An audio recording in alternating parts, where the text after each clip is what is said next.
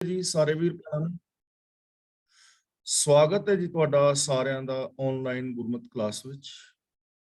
ਜਿਵੇਂ ਕਿ ਆਪ ਸਾਰਿਆਂ ਨੂੰ ਪਤਾ ਹੈ, ਅਸੀਂ ਕੁਝ ਦਿਨ ਤੋਂ ਰਾਮਕਲੀ ਕੀ ਵਾਰ ਦੀ ਵਿਚਾਰ ਸਾਂਝੀ ਕਰਕੇ ਜੀਵਨ ਜੁਗਤ ਸਿੱਖਣ ਦਾ ਯਤਨ ਕਰ ਰਹੇ ਹਾਂ। ਕੱਲ ਤੱਕ ਅਸੀਂ 4 ਪੌੜੀਆਂ ਦੀ ਵਿਚਾਰ ਸਾਂਝੀ ਕਰ ਚੁੱਕੇ ਹਾਂ। ਅੱਜ ਅਸੀਂ 5ਵੀਂ ਪੌੜੀ ਦੀ ਵਿਚਾਰ ਆਰੰਭ ਕਰਾਂਗੇ। ਇਸ ਪਾਵਨ ਪੌੜੀ ਦੇ ਨਾਲ ਪਹਿਲਾ ਜੋ ਪਾਵਨ ਸ਼ਲੋਕ ਹੈ, ਸਾਹਿਬ ਸ੍ਰੀ ਗੁਰੂ ਅਮਰਦਾਸ ਜੀ ਦਾ ਉਚਾਰਨ ਕੀਤਾ ਹੋਇਆ ਹੈ ਔਰ ਆਦਿ ਸ੍ਰੀ ਗੁਰੂ ਗ੍ਰੰਥ ਸਾਹਿਬ ਜੀ ਦੇ ਪਾਵਨ ਅੰਗ 948 ਤੇ ਅੰਕਿਤ ਹੈ। ਸ਼ਲੋਕ ਮਹਿਲਾ ਤੀਜਾ। ਮਨ ਕਾ ਝੂਠਾ ਝੂਠ ਕਮਾਵੇ, ਮਾਇਆ ਨੂੰ ਫਿਰੈ ਤਪਾ ਸਦਾਵੇ। ਇਸ ਪਾਵਨ ਸ਼ਲੋਕ ਦੇ ਅੰਦਰ ਧੰਨ ਗੁਰੂ ਅਮਰਦਾਸ ਜੀ ਮਹਾਰਾਜ ਸਾਨੂੰ ਸਮਝਾ ਰਹੇ ਹਨ ਕਿ ਬਹੁਤ ਸਾਰੇ ਲੋਕ ਐਸੇ ਨੇ ਜੋ ਤਪ ਕਰਨ ਦਾ ਵਿਖਾਵਾ ਕਰਦੇ ਨੇ, ਤਪ ਕਰਨ ਦੇ ਆਹਰਾਂ ਵਿੱਚ ਲੱਗੇ ਹੋਏ ਨੇ ਔਰ ਤਪ ਨੂੰ ਆਪ ਚੰਗੀ ਤਰ੍ਹਾਂ ਸਮਝਦੇ ਹੋ। ਜਿਵੇਂ ਕਈ ਲੋਕ 4 ਚੁਫੇਰੇ 5-4 ਧੂਣੀਆਂ ਬਾਲ ਕੇ ਆਪ ਵਿੱਚ ਬਹਿ ਜਾਂਦੇ ਨੇ, ਕੋਈ ਜਲ ਧਾਰਾ ਕਰਦਾ ਹੈ, ਕੋਈ ਪਾਣੀ ਵਿੱਚ ਖਲੋ ਕੇ ਤਪੱਸਿਆ ਕਰ ਰਿਹਾ ਹੈ, ਕੋਈ ਉਲਟਾ ਲਟਕ ਰਿਹਾ ਹੈ ਜਾਂ ਹੋਰ ਐਸੇ ਸਾਧਨ ਇਹ ਲੋਕ ਕਰਦੇ ਨੇ ਔਰ ਤੀਰਥ ਇਸ਼ਨਾਨ ਆਦਿਕ ਵੀ ਕਰਦੇ ਨੇ। लेकिन जो अंदर सोच है वो सच्ची नहीं है, जो जीवन है वो ठीक नहीं है। ਤਾਂ ਗੁਰਦੇਵ ਪਾਤਸ਼ਾਹ ਜੀ ਐਸੇ ਲੋਕਾਂ ਵਾਸਤੇ ਕਹਿ ਰਹੇ ਨੇ ਕਿ ਇਹ ਕੋਈ ਧਰਮ ਦਾ ਸਹੀ ਰਾਸਤਾ ਨਹੀਂ ਹੈ ਔਰ ਇਹਨੂੰ ਪ੍ਰਭੂ ਪ੍ਰਾਪਤੀ ਦਾ ਸਾਧਨ ਨਹੀਂ ਮੰਨਿਆ ਜਾ ਸਕਦਾ। ਐਸੇ ਕਰਮਾਂ ਦੇ ਨਾਲ ਕਦੇ ਵੀ ਜ਼ਿੰਦਗੀ ਦੇ ਅੰਦਰ ਸ਼ਾਂਤੀ ਨਹੀਂ ਆਉਂਦੀ। ਗੁਰਦੇਵ ਜੀ ਸਾਨੂੰ ਸਮਝਾ ਰਹੇ ਨੇ, ਮਨ ਕਾ ਝੂਠਾ ਝੂਠ ਕਮਾਵੇ। ਜੋ ਮਨੁੱਖ ਮਨ ਦਾ ਝੂਠਾ ਹੈ, ਭਾਵ ਜਿਸ ਤੇ ਮਨ ਵਿੱਚ ਝੂਠ ਹੈ, ਮਨ ਦੇ ਅੰਦਰ ਫਰੇਬ ਹੈ, ਮਨ ਦੇ ਅੰਦਰ ਕੁਝ ਉਲਟ ਪੁਲਟ ਵਿਚਾਰ ਨੇ, ਤਾਂ ਝੂਠ ਕਮਾਵੇ ਦਾ ਮਤਲਬ ਉਹ ਝੂਠ ਹੀ ਕਮਾਉਂਦਾ ਹੈ। ਮਨ ਵਿੱਚ ਝੂਠ ਹੈ, ਤਪ ਦੇ ਉਲਟ ਭਾਵ ਨੇ, ਝੂਠ ਕਮਾ ਰਿਹਾ ਹੈ। ਮਾਇਆ ਨੂੰ ਫਿਰੈ ਤਪਾ ਸਦਾਵੇ। ਉਂਝ ਉਹ ਮਾਇਆ ਦੀ ਖਾਤਰ ਫਿਰਦਾ ਹੈ ਪਰ ਆਪਣੇ ਆਪ ਨੂੰ ਤਪਾ ਅਖਵਾਉਂਦਾ ਹੈ, ਤਪਸਵੀ ਅਖਵਾਉਂਦਾ ਹੈ। ਇਹ ਉਹਨਾਂ ਲੋਕਾਂ ਦੀ ਗੱਲ ਹੈ ਜੋ ਵਿਖਾਵਾ ਕਰ ਰਹੇ ਨੇ, ਬਾਹਰੋਂ ਤਪਸਵੀ ਬਣੇ ਨੇ, ਪਹਿਨਾਵਾ ਤਪਸਵੀਆਂ ਵਾਲਾ ਪਾਇਆ ਹੈ, ਗੱਲਾਂ ਤਪਸਵੀਆਂ ਵਾਲੀਆਂ ਕਰਦੇ ਨੇ, ਲੇਕਿਨ ਅੰਦਰ ਝੂਠ ਔਰ ਫਰੇਬ ਹੈ। ਤੇ ਜੋ ਸੋਚ ਹੈ ਅੰਦਰ, ਉਹ ਇਹ ਹੈ ਪੈਸਾ ਇਕੱਠਾ ਕਰਨਾ, ਲੋਕਾਂ ਨੂੰ ਇਮੋਸ਼ਨਲ ਬਲੈਕਮੇਲ ਕਰਨਾ ਔਰ ਲੋਕਾਂ ਦਾ ਆਰਥਿਕ ਜਾਂ ਮਾਨਸਿਕ ਸ਼ੋਸ਼ਣ ਕਰਨਾ। ਤਾਂ ਗੁਰੂ ਜੀ ਕਹਿੰਦੇ ਨੇ ਐਸਾ ਜਿਹੜਾ ਮਾਇਆ ਨੂੰ ਫਿਰਨ ਵਾਲਾ ਬੰਦਾ ਹੈ, ਆਪਣੇ ਆਪ ਨੂੰ ਤਪਾ ਅਖਵਾ ਰਿਹਾ ਹੈ ਔਰ ਮਨ ਦੇ ਅੰਦਰ ਝੂਠ ਹੈ, ਫਰੇਬ ਹੈ, ਫਰੇਬ ਕਮਾ ਰਿਹਾ ਹੈ, ਵਿਖਾਵਾ ਕਰ ਰਿਹਾ ਹੈ ਔਰ ਸਾਰਾ ਵਿਖਾਵਾ ਲੋਕਾਂ ਨੂੰ ਆਰਥਿਕ ਔਰ ਮਾਨਸਿਕ ਲੋਕਾਂ ਦਾ ਸ਼ੋਸ਼ਣ ਕਰਨ ਵਾਸਤੇ ਹੈ। ਪਰ ਮੈਂ ਭੂਲਾ ਸਭ ਤੀਰਥ ਗਹਿ। ਇੱਥੇ ਗਹਿ ਦਾ ਮਤਲਬ ਫੜਨਾ ਨਹੀਂ ਹੈ, ਇੱਥੇ ਗਹਿ ਦਾ ਮਤਲਬ ਹੈ ਗਾਣਾ, ਫਿਰਨਾ। ਜਿਵੇਂ ਅਸੀਂ ਨਾ ਉਹਨੇ ਸਾਰੀ ਦੁਨੀਆ ਗਾਹ ਮਾਰੀ ਜਾਂ ਮੈਂ ਸਾਰਾ ਘਰ ਗਾਹ ਮਾਰਿਆ ਤੇ ਮੈਨੂੰ ਇਹ ਚੀਜ਼ ਨਹੀਂ ਲੱਭੀ, ਫਿਰਨਾ। ਪਰ ਮੈਂ ਭੂਲਾ ਦਾ ਮਤਲਬ ਭਟਕਣਾ ਦੇ ਅੰਦਰ ਪਿਆ ਹੋਇਆ, ਭੁਲੇਖੇ ਦੇ ਅੰਦਰ ਪਿਆ ਹੋਇਆ। ਉਸ ਬੰਦੇ ਨੂੰ ਇਹ ਭੁਲੇਖਾ ਲੱਗਾ ਹੈ ਕਿ ਸ਼ਾਇਦ ਤਪੱਸਿਆ ਕਰਨ ਦੇ ਨਾਲ, ਧੂਣੀਆਂ ਤਾਣ ਦੇ ਨਾਲ, ਇਹ ਵਿਖਾਵਾ ਕਰਨ ਦੇ ਨਾਲ ਰੱਬ ਖੁਸ਼ ਹੋਏਗਾ, ਜਾਂ ਇਹ ਰੱਬ ਨੂੰ ਮਿਲਣ ਦਾ ਸਾਧਨ ਹੈ, ਜਾਂ ਇਹ ਧਰਮ ਦਾ ਸਾਧਨ ਹੈ। ਭੁਲੇਖੇ ਵਿੱਚ ਹੈ, ਅੰਦਰ ਉਹਦੇ ਝੂਠ ਕਪਟ ਹੈ। ਤਾਂ ਗੁਰੂ ਜੀ ਸਮਝਾ ਰਹੇ ਨੇ ਕਿ ਆਪਣੇ ਆਪ ਨੂੰ ਤਪਸਵੀ ਸਮਝਣ ਦੇ ਭੁਲੇਖੇ ਵਿੱਚ ਭੁੱਲਾ ਹੋਇਆ ਹੈ ਔਰ ਸਾਰੇ ਤੀਰਥਾਂ ਦੇ ਉੱਤੇ ਫਿਰ ਰਿਹਾ ਹੈ, ਤੀਰਥਾਂ ਦੇ ਉੱਤੇ ਇਸ਼ਨਾਨ ਆਦਿਕ ਕਰ ਰਿਹਾ ਹੈ। ਇਹ ਆਪਾਂ ਵਿਚਾਰ ਹਰ ਰੋਜ਼ ਵਿਚਾਰ ਰਹੇ ਹਾਂ ਕਿ ਕੇਵਲ ਤੀਰਥਾਂ ਤੇ ਨਹਾਉਣ ਦੇ ਨਾਲ ਅੰਦਰ ਦੀ ਮੈਲ ਕਦੇ ਵੀ ਨਹੀਂ ਉਤਰਦੀ। ਤਾਂ ਗੁਰੂ ਜੀ ਸਮਝਾਉਂਦੇ ਹਨ, ਉਹ ਤਪਾ ਕੈਸੇ ਪਰਮਗਤ ਹੈ। ਐਸਾ ਜੋ ਤਪਸਵੀ ਹੈ ਜਿਸ ਦੇ ਅੰਦਰ ਝੂਠ ਫਰੇਬ ਹੈ, ਬਾਹਰ ਉਹ ਤੀਰਥਾਂ ਦੇ ਉੱਤੇ ਵਿਚਰਦਾ, ਇਸ਼ਨਾਨ ਕਰ ਰਿਹਾ ਹੈ, ਲੇਕਿਨ ਅੰਦਰ ਛਲ ਔਰ ਕਪਟ ਹੈ ਔਰ ਉਹਦਾ ਜਿਹੜਾ ਸਾਰਾ ਇਹ ਉਦਮ ਹੈ, ਇਹ ਸਿਰਫ ਲੋਕਾਂ ਦਾ ਆਰਥਿਕ ਮਾਨਸਿਕ ਸ਼ੋਸ਼ਣ ਕਰਨ ਵਾਸਤੇ ਹੈ, ਵਿਖਾਵੇ ਵਾਸਤੇ ਹੈ। ਤਾਂ ਐਸਾ ਤਪਸਵੀ ਅਖਵਾਨ ਵਾਲਾ ਬੰਦਾ ਕਿਵੇਂ ਉੱਚੀ ਅਵਸਥਾ ਹਾਸਲ ਕਰ ਲਏਗਾ। ਪਰਮਗਤ ਦਾ ਮਤਲਬ ਉੱਚੀ ਅਵਸਥਾ, ਜਿੱਥੇ ਜਾ ਕੇ ਬੰਦਾ ਰੱਬ ਦੇ ਵਿੱਚ ਅਭੇਦ ਹੋ ਜਾਂਦਾ ਹੈ, ਜਿੱਥੇ ਬੰਦੇ ਦੇ ਅੰਦਰ ਇਨਸਾਨੀਅਤ ਪੈਦਾ ਹੋ ਜਾਂਦੀ ਹੈ, ਐਸੀ ਉੱਚੀ ਸੋਚ, ਐਸੀ ਉੱਚੀ ਅਵਸਥਾ ਉਹ ਕਿਵੇਂ ਹਾਸਲ ਕਰ ਸਕੇਗਾ? ਤਾਂ ਗੁਰਦੇਵ ਪਾਤਸ਼ਾਹ ਜੀ ਸਾਨੂੰ ਇੱਥੇ ਸਮਝਾ ਰਹੇ ਹਨ ਆਮ ਲੋਕਾਈ ਨੂੰ ਕਿ ਐਸੇ ਵਿਖਾਵੇ ਦੇ ਕਰਮ ਕਰਨ ਦੇ ਨਾਲ, ਵਿਖਾਵੇ ਦੀਆਂ ਤਪੱਸਿਆਵਾਂ, ਤੀਰਥਾਂ ਦੇ ਉੱਤੇ ਇਸ਼ਨਾਨ ਕਰਨਾ ਔਰ ਅੰਦਰ ਛਲ ਕਪਟ ਰੱਖਣ ਦੇ ਨਾਲ ਕਦੇ ਵੀ ਰੱਬ ਦੀ ਪ੍ਰਸੰਨਤਾ ਨਹੀਂ ਮਿਲਦੀ, ਨਾ ਹੀ ਜੀਵਨ ਦੇ ਅੰਦਰ ਖੁਸ਼ੀ ਆਉਂਦੀ ਹੈ, ਨਾ ਹੀ ਸੋਚ ਉੱਚੀ ਸੁੱਚੀ ਹੁੰਦੀ ਹੈ। ਤਾਂ ਹੁਣ ਸੱਚ ਦੱਸ ਰਹੇ ਨੇ ਕਿ ਅਸਲੀਅਤ ਕੀ ਹੈ, ਕਰਨਾ ਕੀ ਚਾਹੀਦਾ ਹੈ। ਇਹਨਾਂ ਸਾਧਨਾਂ ਨੂੰ ਛੱਡ ਕੇ ਅਸਲੀਅਤ ਕੀ ਹੈ? ਗੁਰ ਪ੍ਰਸਾਦੀ ਕੋ ਸੱਚ ਕਮਾਵੇ। ਕੋ ਦਾ ਮਤਲਬ ਕੋਈ।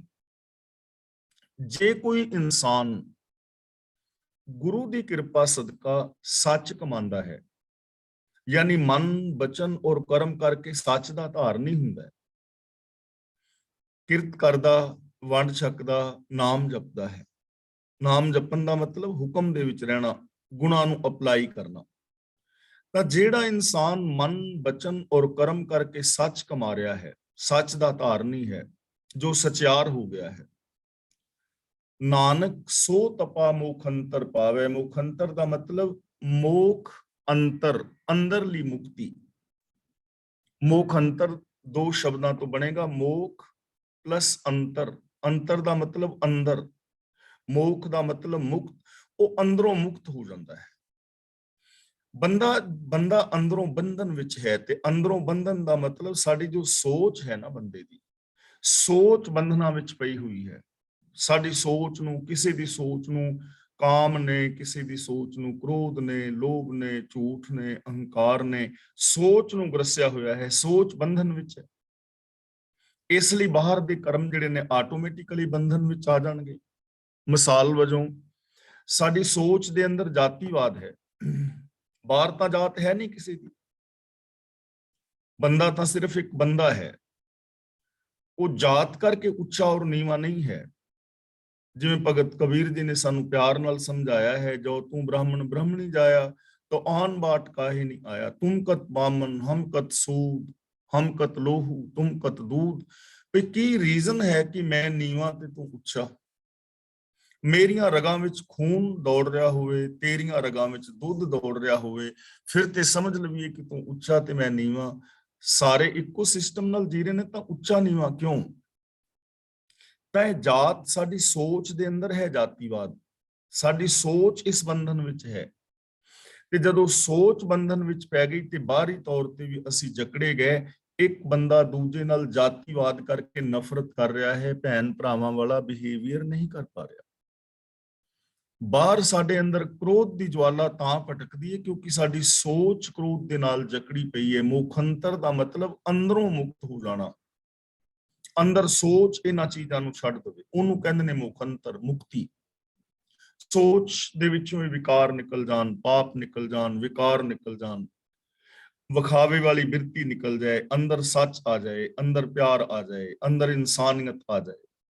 ਤਾਂ ਗੁਰੂ ਜੀ ਕਹਿੰਦੇ ਨੇ, ਗੁਰੂ ਦੇ ਦੱਸੇ ਰਾਹਾਂ ਤੇ ਚੱਲ ਕੇ ਜੋ ਇਨਸਾਨ ਸੱਚ ਕਮਾਉਂਦਾ ਹੈ ਉਹ ਤਪਸਵੀ ਹੈ ਅਸਲੀ, ਔਰ ਉਹ ਅੰਦਰਲੀ ਮੁਕਤੀ ਪਾ ਲੈਂਦਾ ਹੈ। ਉਹ ਬੰਧਨਾਂ ਤੋਂ ਆਜ਼ਾਦ ਹੋ ਜਾਂਦਾ ਹੈ। ਉਹ ਇਸ ਸੰਸਾਰ ਦੇ ਅੰਦਰ ਨਿਰਲੇਪ ਹੋ ਕੇ ਵਿਚਰਦਾ ਹੈ। ਉਹਨੂੰ ਸੰਸਾਰ ਛੱਡ ਕੇ ਜੰਗਲਾਂ ਵਿੱਚ ਜਾਣ ਦੀ ਲੋੜ ਨਹੀਂ ਹੈ। ਉਹ ਸੰਸਾਰ ਦੇ ਅੰਦਰ ਰਹਿੰਦਾ ਹੀ ਆਪਣੀ ਕਿਰਤ ਕਰਦਾ ਹੈ, ਆਪਣੇ ਰਿਸ਼ਤੇ ਨਾਤਿਆਂ ਨੂੰ ਨਿਭਾਉਂਦਾ ਹੈ, ਲੇਕਿਨ ਸ਼ੁਭ ਗੁਣਾਂ ਦਾ ਧਾਰਨੀ ਹੋ ਕੇ ਸੱਚ ਨੂੰ ਬੇਸ ਬਣਾ ਕੇ ਨਿਰਲੇਪ ਰਹਿੰਦਾ ਹੈ। ਮਹਿਲਾ ਤੀਜਾ, ਸੋ ਤਪਾ ਜੇ ਇਹ ਤਪ ਘਾਲੇ। ਹੁਣ ਗੁਰੂ ਜੀ ਕਹਿੰਦੇ ਨੇ ਅਸਲ ਉਹ ਤਪਾ ਹੈ ਜਿਹੜਾ ਇਹ ਤਪ ਕਮਾਉਂਦਾ ਹੈ। ਅਸਲ ਤਪਾ ਕੌਣ ਹੈ? ਅਸਲ ਤਪਸਵੀ ਕੌਣ ਹੈ? ਔਰ ਅਸਲ ਤਪੱਸਿਆ ਕੀ ਹੈ?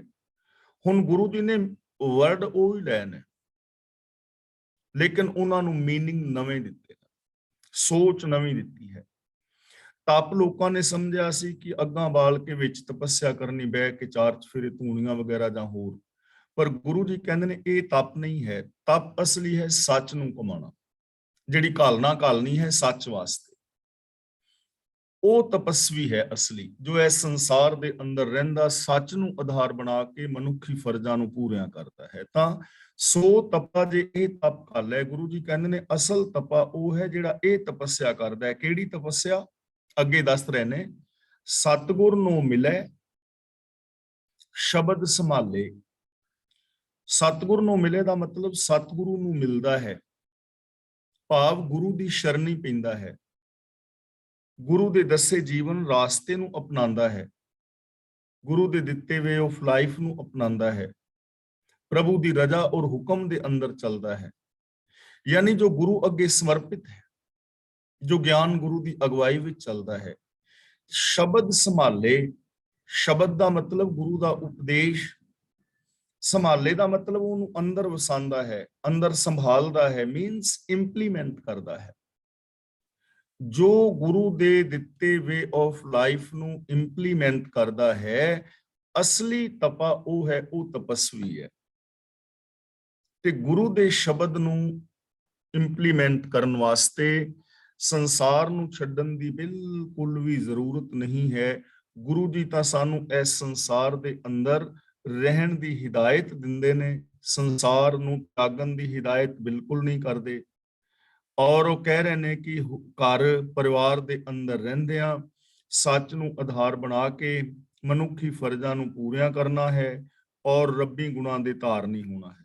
ਸੰਸਾਰ ਵਿੱਚ ਰਹਿੰਦਿਆਂ ਸਚਿਆਰ ਬਣ ਕੇ ਜੀਣਾ ਹੈ, ਸੰਸਾਰ ਵਿੱਚ ਰਹਿੰਦਿਆਂ ਔਗੁਣਾਂ ਤੋਂ ਨਿਰਲੇਪ ਰਹਿਣਾ ਹੈ, ਔਗੁਣਾਂ ਨੂੰ ਛੱਡਣਾ ਹੈ ਔਰ ਗੁਣਾਂ ਦੇ ਧਾਰਨੀ ਹੋਣਾ ਹੈ।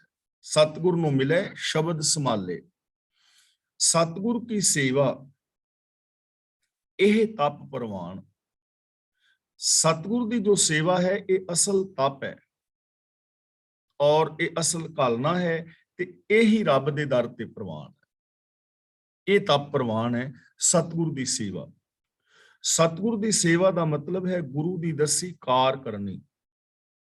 ਔਰ ਇਹ ਚੀਜ਼ ਮੈਂ ਫਿਰ ਦੁਬਾਰਾ ਰਿਪੀਟ ਕਰ ਦਿਆਂ, ਧਾਰਮਿਕ, ਆਰਥਿਕ, ਸਮਾਜਿਕ, ਸਰੀਰਕ, ਮਾਨਸਿਕ, ਬੌਧਿਕ, ਆਤਮਿਕ, ਪਰਿਵਾਰਕ ਔਰ ਵਿਵਹਾਰਕ ਤੌਰ ਤੇ ਗੁਰਬਾਣੀ ਅਨੁਸਾਰ ਜ਼ਿੰਦਗੀ ਜੀਣੀ। ਯਾਨੀ ਜੋ ਮੁਕੰਮਲ ਸ਼ਖਸੀਅਤ ਹੈ ਸਾਡੀ, ਉਹ ਗੁਰਬਾਣੀ ਅਨੁਸਾਰ ਹੋਵੇ, ਸੱਚ ਦੇ ਉੱਤੇ ਬੇਸ਼ਟ ਹੋਵੇ, ਗੁਰੂ ਦੇ ਦਿੱਤੇ ਵੇ ਆਫ ਲਾਈਫ ਨੂੰ ਅਪਣਾਣਾ। ਇਹ ਤਪੱਸਿਆ ਹੈ, ਇਹ ਤਪੱਸਿਆ ਕਰਨੀ ਹੈ, ਇਹ ਘਾਲਣਾ ਘਾਲਣੀ। ਹੋਰ ਤਪੱਸਿਆ ਦਾ ਮਤਲਬ ਇੱਕ ਜਗ੍ਹਾ ਤੇ ਬੈਠੇ ਰਹਿਣਾ, ਸਮਾਧੀਆਂ ਲਾਈ ਜਾਣੀਆਂ, ਸੰਸਾਰ ਨੂੰ ਛੱਡ ਦੇਣਾ, ਮਾਲਾ ਫੇਰੀ ਜਾਣੀ, ਇਹ ਤਪੱਸਿਆ ਨਹੀਂ ਹੈ, ਇਹ ਪ੍ਰਵਾਨ ਨਹੀਂ ਹੈ। ਜੇ ਕੋਈ ਕਰਦਾ ਹੈ ਪ੍ਰਵਾਨ, ਇਹ ਮੁਕੰਮਲ ਜ਼ਿੰਦਗੀ ਗੁਰੂ ਦੀ ਪਾਵਨ ਬਾਣੀ ਮੁਤਾਬਕ ਜੀਣੀ, ਸੱਚ ਨੂੰ ਆਧਾਰ ਬਣਾ ਕੇ ਜ਼ਿੰਦਗੀ ਜੀਣੀ, ਇਹ ਹੈ ਅਸਲ ਤਪ। ਤੇ ਪ੍ਰਭੂ ਦੀਆਂ ਨਜ਼ਰਾਂ ਦੇ ਵਿੱਚ ਉਹ ਇਨਸਾਨ ਹੀ ਕਬੂਲ ਹੈ ਜਿਹੜਾ ਐਸੀ ਜ਼ਿੰਦਗੀ ਜੀ ਰਿਹਾ ਹੈ। ਤਨ ਮਨ ਧਨ ਸਭ ਸੌਂਪ ਗੁਰ ਕੋ, ਹੁਕਮ ਮੰਨਿਆ ਪਾਈਏ। ਹੁਕਮ ਮੰਨਿਆ ਹੋਵੇ ਪ੍ਰਵਾਨ, ਤਾਂ ਖਸਮੈ ਕਾ ਮਹਿਲ ਪਾਏ ਸੀ। ਰੱਬ ਦੀ ਪ੍ਰਾਪਤੀ ਤਾਂ ਹੋਏਗੀ ਜੇ ਹੁਕਮ ਮੰਨਾਂਗੇ।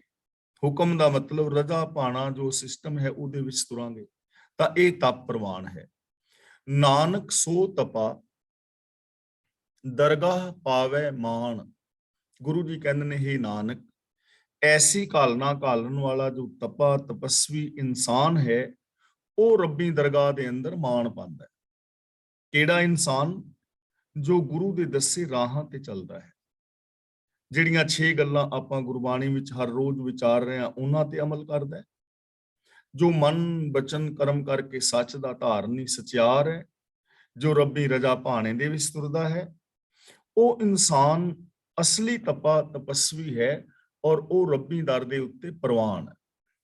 ਔਰ ਉਹਨੂੰ ਇਹ ਘਰ-ਬਾਰ ਛੱਡਣ ਦੀ ਲੋੜ ਨਹੀਂ, ਸੰਸਾਰ ਵਿੱਚ ਰਹਿ ਕੇ ਇਹ ਘਾਲਣਾ ਘਾਲਣੀ ਹੈ। ਅਗਲਾ ਬਚਨ ਕਰਦੇ ਨੇ ਪੌੜੀ, ਰਾਤ ਦਿਨਸ ਉਪਾਇਨ ਸੰਸਾਰ ਕੀ ਵਰਤਨ। ਵਰਤਨ ਦਾ ਮਤਲਬ ਵਰਤੋਂ ਵਿਹਾਰ ਵਾਸਤੇ, ਵਰਤਨ ਵਿਹਾਰ ਲਈ, ਵਰਤੋਂ ਵਿਹਾਰ ਲਈ। ਵੇਕੀ ਸ੍ਰਿਸ਼ਟ, ਜੋ ਰੰਗਾਂ ਰੰਗਾਂ ਦੀ ਸ੍ਰਿਸ਼ਟੀ, ਜੋ ਪਿਛਲੀਆਂ ਪੌੜੀਆਂ ਵਿੱਚ ਅਸੀਂ ਪੜ੍ਹ ਆਏ ਹਾਂ, ਇਸ ਸੰਸਾਰ ਦੇ ਅੰਦਰ ਰੰਗਾਂ ਰੰਗ ਦੀ ਸ੍ਰਿਸ਼ਟੀ ਅੰਦਰ ਸੰਸਾਰ ਦੀ ਵਰਤੋਂ ਵਿਹਾਰ ਵਾਸਤੇ ਪ੍ਰਭੂ ਨੇ ਰਾਤ ਤੇ ਦਿਨ ਪੈਦਾ ਕੀਤੇ ਨੇ। ਰਾਤ ਹੈ, ਦਿਨ ਹੈ, ਇਹਦੇ ਵਿੱਚ ਸਾਡੀ ਹੁਣ ਵਰਤੋਂ ਵਿਹਾਰ ਹੈ ਸਾਰੀ। दिन विच असीं काम करते हाँ, रात नूं असीं सौंदे हाँ। जिन्हां दी नाइट शिफ्ट है, वो रात नूं काम करते ने, दिने आराम कर लेंदे ने। यानी ये दिन रात वर्तन विहार वास्ते है।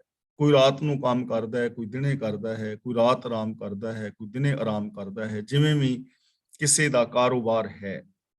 पर ये रात और दिन सारी सारी जिंदगी दी जो वरतों विहार रात दिन विच है, रात दिन तो बाहर नहीं है। गुरमति घट चानना आनेर विनाशन। इत्थे नन्ने दे थल्ले थोड़ा जा हाहे दी आवाज देनी है, जिवें नेर नहीं बोली दा, नेर आनेर विनाशन। विनाशन नहीं बोलना, विनाशन बोलिया नन्ना बोल जाएगा, विनाशन नन्ने और अणाणे दा खास ख्याल रखना है। घट दा मतलब हिरदे विच, विनाशन दा मतलब नाश करन लई, गुरमति दा मतलब गुरु दी मत। ਤਾਂ ਗੁਰੂ ਪਾਤਸ਼ਾਹ ਜੀ ਕਹਿੰਦੇ ਨੇ ਜੀਵਾਂ ਦੇ ਦਿਲ ਵਿੱਚੋਂ ਹਨੇਰਾ ਦੂਰ ਕਰਨ ਲਈ ਸਤਿਗੁਰ ਦੀ ਮੱਤ ਦੀ ਰਾਹੀਂ ਮਨੁੱਖ ਦੇ ਹਿਰਦੇ ਵਿੱਚ ਚਾਨਣ ਪੈਦਾ ਕਰਦਾ ਹੈ।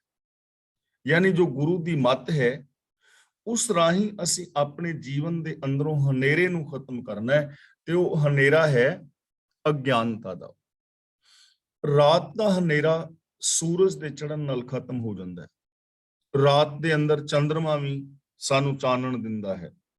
ਰਾਤ ਵਿੱਚ ਅਸੀਂ ਲਾਈਟਾਂ ਆਦਿਕ ਜਗਾ ਕੇ ਵੀ ਚਾਨਣਾ ਕਰ ਲੈਂਦੇ ਹਾਂ। ਇਹ ਤਾਂ ਹੈ ਬਾਹਰ ਦਾ ਚਾਨਣਾ। ਪਰ ਗੁਰੂ ਜੀ ਕਹਿੰਦੇ ਨੇ ਜੇ 100 ਚੰਦਾ ਉਗਵੇ ਸੂਰਜ ਚੜੇ ਹਜ਼ਾਰ, ਏਤੇ ਚਾਨਣ ਹੁੰਦਿਆਂ ਗੁਰਬਿਨ ਘੋਰ ਅੰਧਾਰ।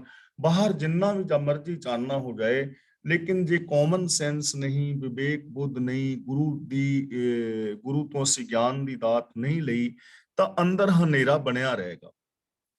ਅਗਿਆਨਤਾ ਦਾ, ਭਰਮ ਦਾ, ਵਿਕਾਰਾਂ ਦਾ ਅੰਦਰ ਹਨੇਰਾ ਬਣਿਆ ਰਹੇਗਾ। ਔਰ ਹਕੀਕਤ ਹੈ, ਦੇਖੋ ਬਾਹਰ ਕਿੰਨਾ ਚਾਨਣਾ ਹੈ, ਸੂਰਜ ਚੰਦਰਮਾ ਆਦਿਕ ਦਾ ਹੈ।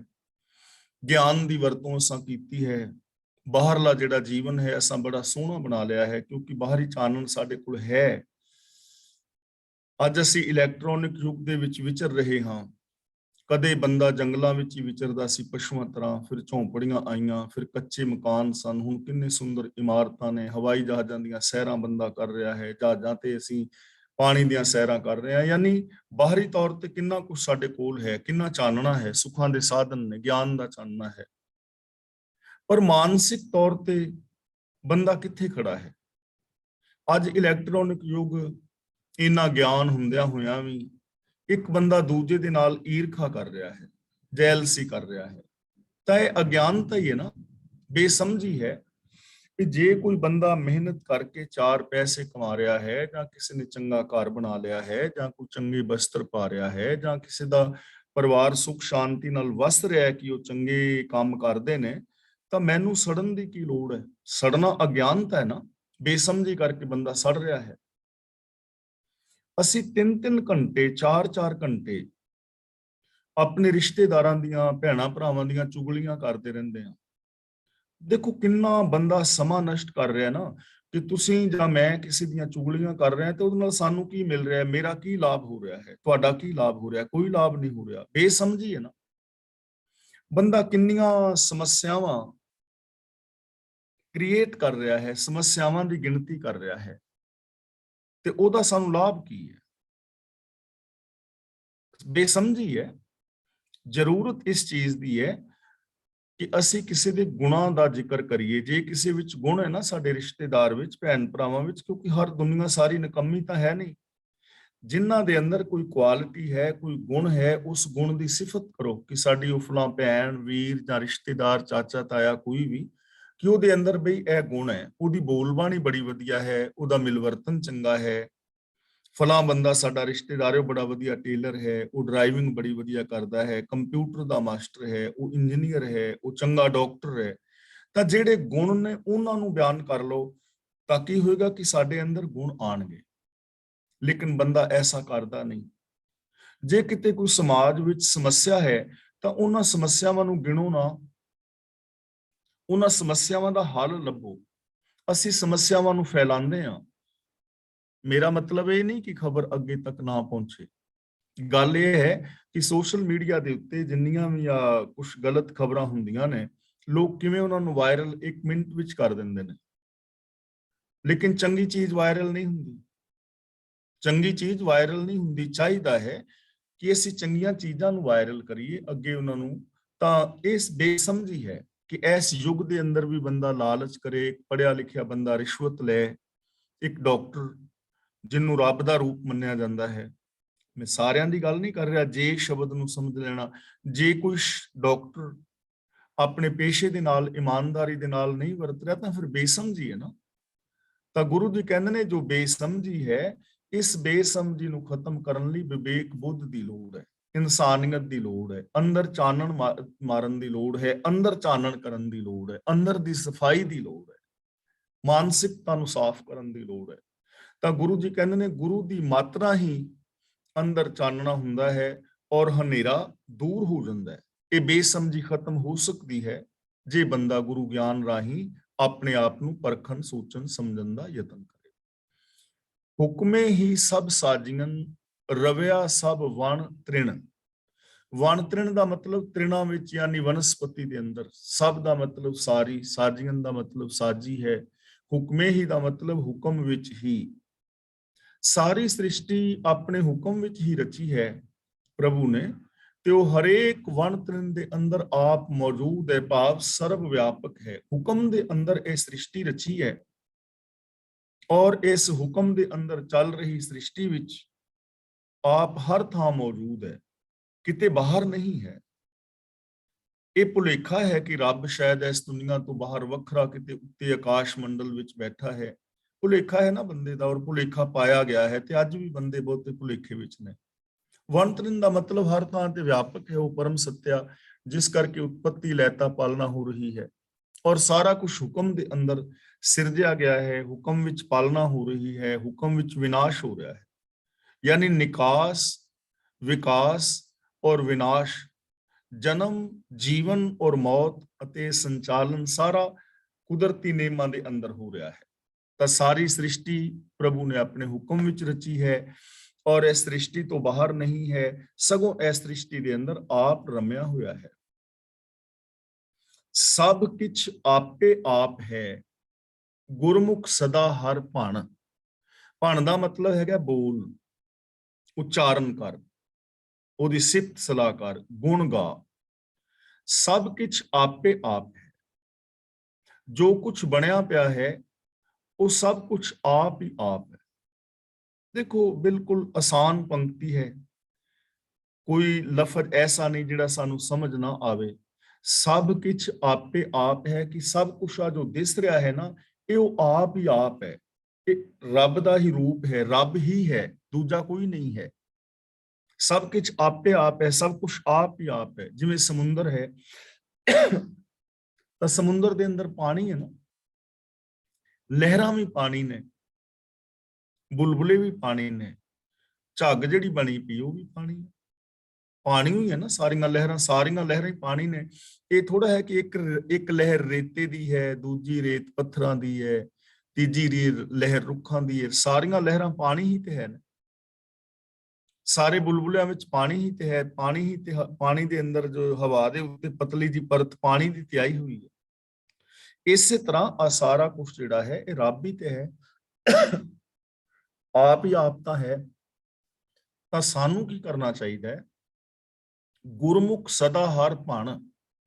ਭਣ ਦਾ ਮਤਲਬ ਬੋਲਿਆ ਜਾ ਸਕਦਾ ਹੈ, ਸਿਮਰਿਆ ਜਾ ਸਕਦਾ ਹੈ, ਯਾਦ ਰੱਖਿਆ ਜਾ ਸਕਦਾ ਹੈ, ਗੁਣ ਗਾਏ ਜਾ ਸਕਦੇ ਨੇ, ਸਮਝਿਆ ਜਾ ਸਕਦਾ ਹੈ। ਗੁਰਮੁਖ ਦਾ ਮਤਲਬ ਗੁਰੂ ਦੇ ਜ਼ਰੀਏ, ਗੁਰੂ ਦੇ ਹੁਕਮ ਵਿੱਚ ਤੁਰ ਕੇ। ਤਾਂ ਗੁਰੂ ਪਾਤਸ਼ਾਹ ਜੀ ਸਾਨੂੰ ਸਮਝਾ ਰਹੇ ਨੇ, ਗੁਰੂ ਦੇ ਹੁਕਮ ਵਿੱਚ ਤੁਰ ਕੇ ਸਦਾ ਉਸ ਪ੍ਰਭੂ ਦੇ ਗੁਣ ਗਾਏ ਜਾ ਸਕਦੇ ਨੇ, ਉਸ ਪ੍ਰਭੂ ਨੂੰ ਸਮਝਿਆ ਜਾ ਸਕਦਾ ਹੈ ਕਿ ਇਹ ਸਾਰਾ ਕੁਝ ਆਪ ਹੀ ਆਪ ਹੈ। ਇਹ ਕਾਮਨ ਸੈਂਸ ਆ ਸਕਦੀ ਹੈ, ਇਹ ਵਿਵੇਕ ਬੁੱਧ ਮਿਲ ਸਕਦੀ ਹੈ, ਜਾਣਿਆ ਜਾ ਸਕਦਾ ਹੈ, ਗੁਣ ਗਾਏ ਜਾ ਸਕਦੇ ਨੇ। ਲੇਕਿਨ ਕਿਵੇਂ? ਗੁਰਮੁਖ ਬਣ ਕੇ, ਗੁਰੂ ਦੀ ਸ਼ਰਨ ਵਿੱਚ ਆ ਕੇ, ਆਪਣੀ ਮੱਤ ਤਿਆਗ ਕੇ, ਗੁਰੂ ਦੀ ਮੱਤ ਦੇ ਧਾਰਨੀ ਬਣ ਕੇ। ਸ਼ਬਦੇ ਹੀ ਸੋਝੀ ਪਈ, ਸੱਚੇ ਆਪ ਬੁਝਾਈ। ਸੱਚੇ ਦਾ ਮਤਲਬ ਸੱਚੇ ਨੇ, ਸ਼ਬਦੇ ਹੀ ਦਾ ਮਤਲਬ ਗੁਰੂ ਦੇ ਸ਼ਬਦ ਦੀ ਰਾਹੀਂ, ਸੋਝੀ ਦਾ ਮਤਲਬ ਸੂਝ ਸਮਝ। ਗੁਰੂ ਦੇ ਸ਼ਬਦ ਦੇ ਰਾਹੀਂ ਹੀ ਮਨੁੱਖ ਨੂੰ ਸਮਝ ਪੈਂਦੀ ਹੈ ਤੇ ਇਹ ਸੂਝ ਪ੍ਰਭੂ ਆਪ ਹੀ ਦਿੰਦਾ ਹੈ। ਇਹ ਸੂਝ ਪ੍ਰਭੂ ਆਪ ਹੀ ਦਿੰਦਾ ਹੈ ਕਿਉਂਕਿ ਉਹ ਸਰਵ ਵਿਆਪਕ ਹੈ। ਤੇ ਇਹ ਸੂਝ ਮਿਲ ਕਿਵੇਂ ਰਹੀ ਹੈ? ਸ਼ਬਦੇ ਗੁਰੂ ਦੇ ਸ਼ਬਦ ਰਾਹੀਂ, ਗਿਆਨ ਰਾਹੀਂ। ਇਸ ਲਈ ਗੁਰੂ ਜੀ ਸਾਨੂੰ ਸਮਝਾ ਰਹੇ ਨੇ, ਅਹਰਨ ਮਤ ਵੇਦ ਹਥਿਆਰ, ਅਕਲੀ ਸਾਹਿਬ ਸੇਵੀਏ। ਅਕਲ ਦੀ ਵਰਤੋਂ ਕਰਨੀ ਹੈ, ਗਿਆਨ ਦੀ ਵਰਤੋਂ ਕਰਨੀ ਹੈ, ਅਗਿਆਨਤਾ ਨੂੰ ਖਤਮ ਕਰਨਾ ਹੈ। ਗਿਆਨ ਅੰਜਨ ਗੁਰ ਦੀਆ, ਅਗਿਆਨ ਅੰਧੇਰ ਵਿਨਾਸ਼। ਅਗਿਆਨਤਾ ਨੂੰ ਖਤਮ ਕਰਨਾ, ਗਿਆਨ ਦਾ ਦੀਵਾ ਜਗਾਣਾ, ਸਮਝ ਤੋਂ ਕੰਮ ਲੈਣਾ, ਵਿਵੇਕ ਬੁੱਧ ਤੋਂ ਕੰਮ ਲੈਣਾ, ਕਾਮਨ ਸੈਂਸ ਆਪਣੇ ਅੰਦਰ ਪੈਦਾ ਕਰਨੀ। ਤੇ ਇਹ ਗੁਰੂ ਗਿਆਨ ਰਾਹੀਂ ਹੋਏਗੀ।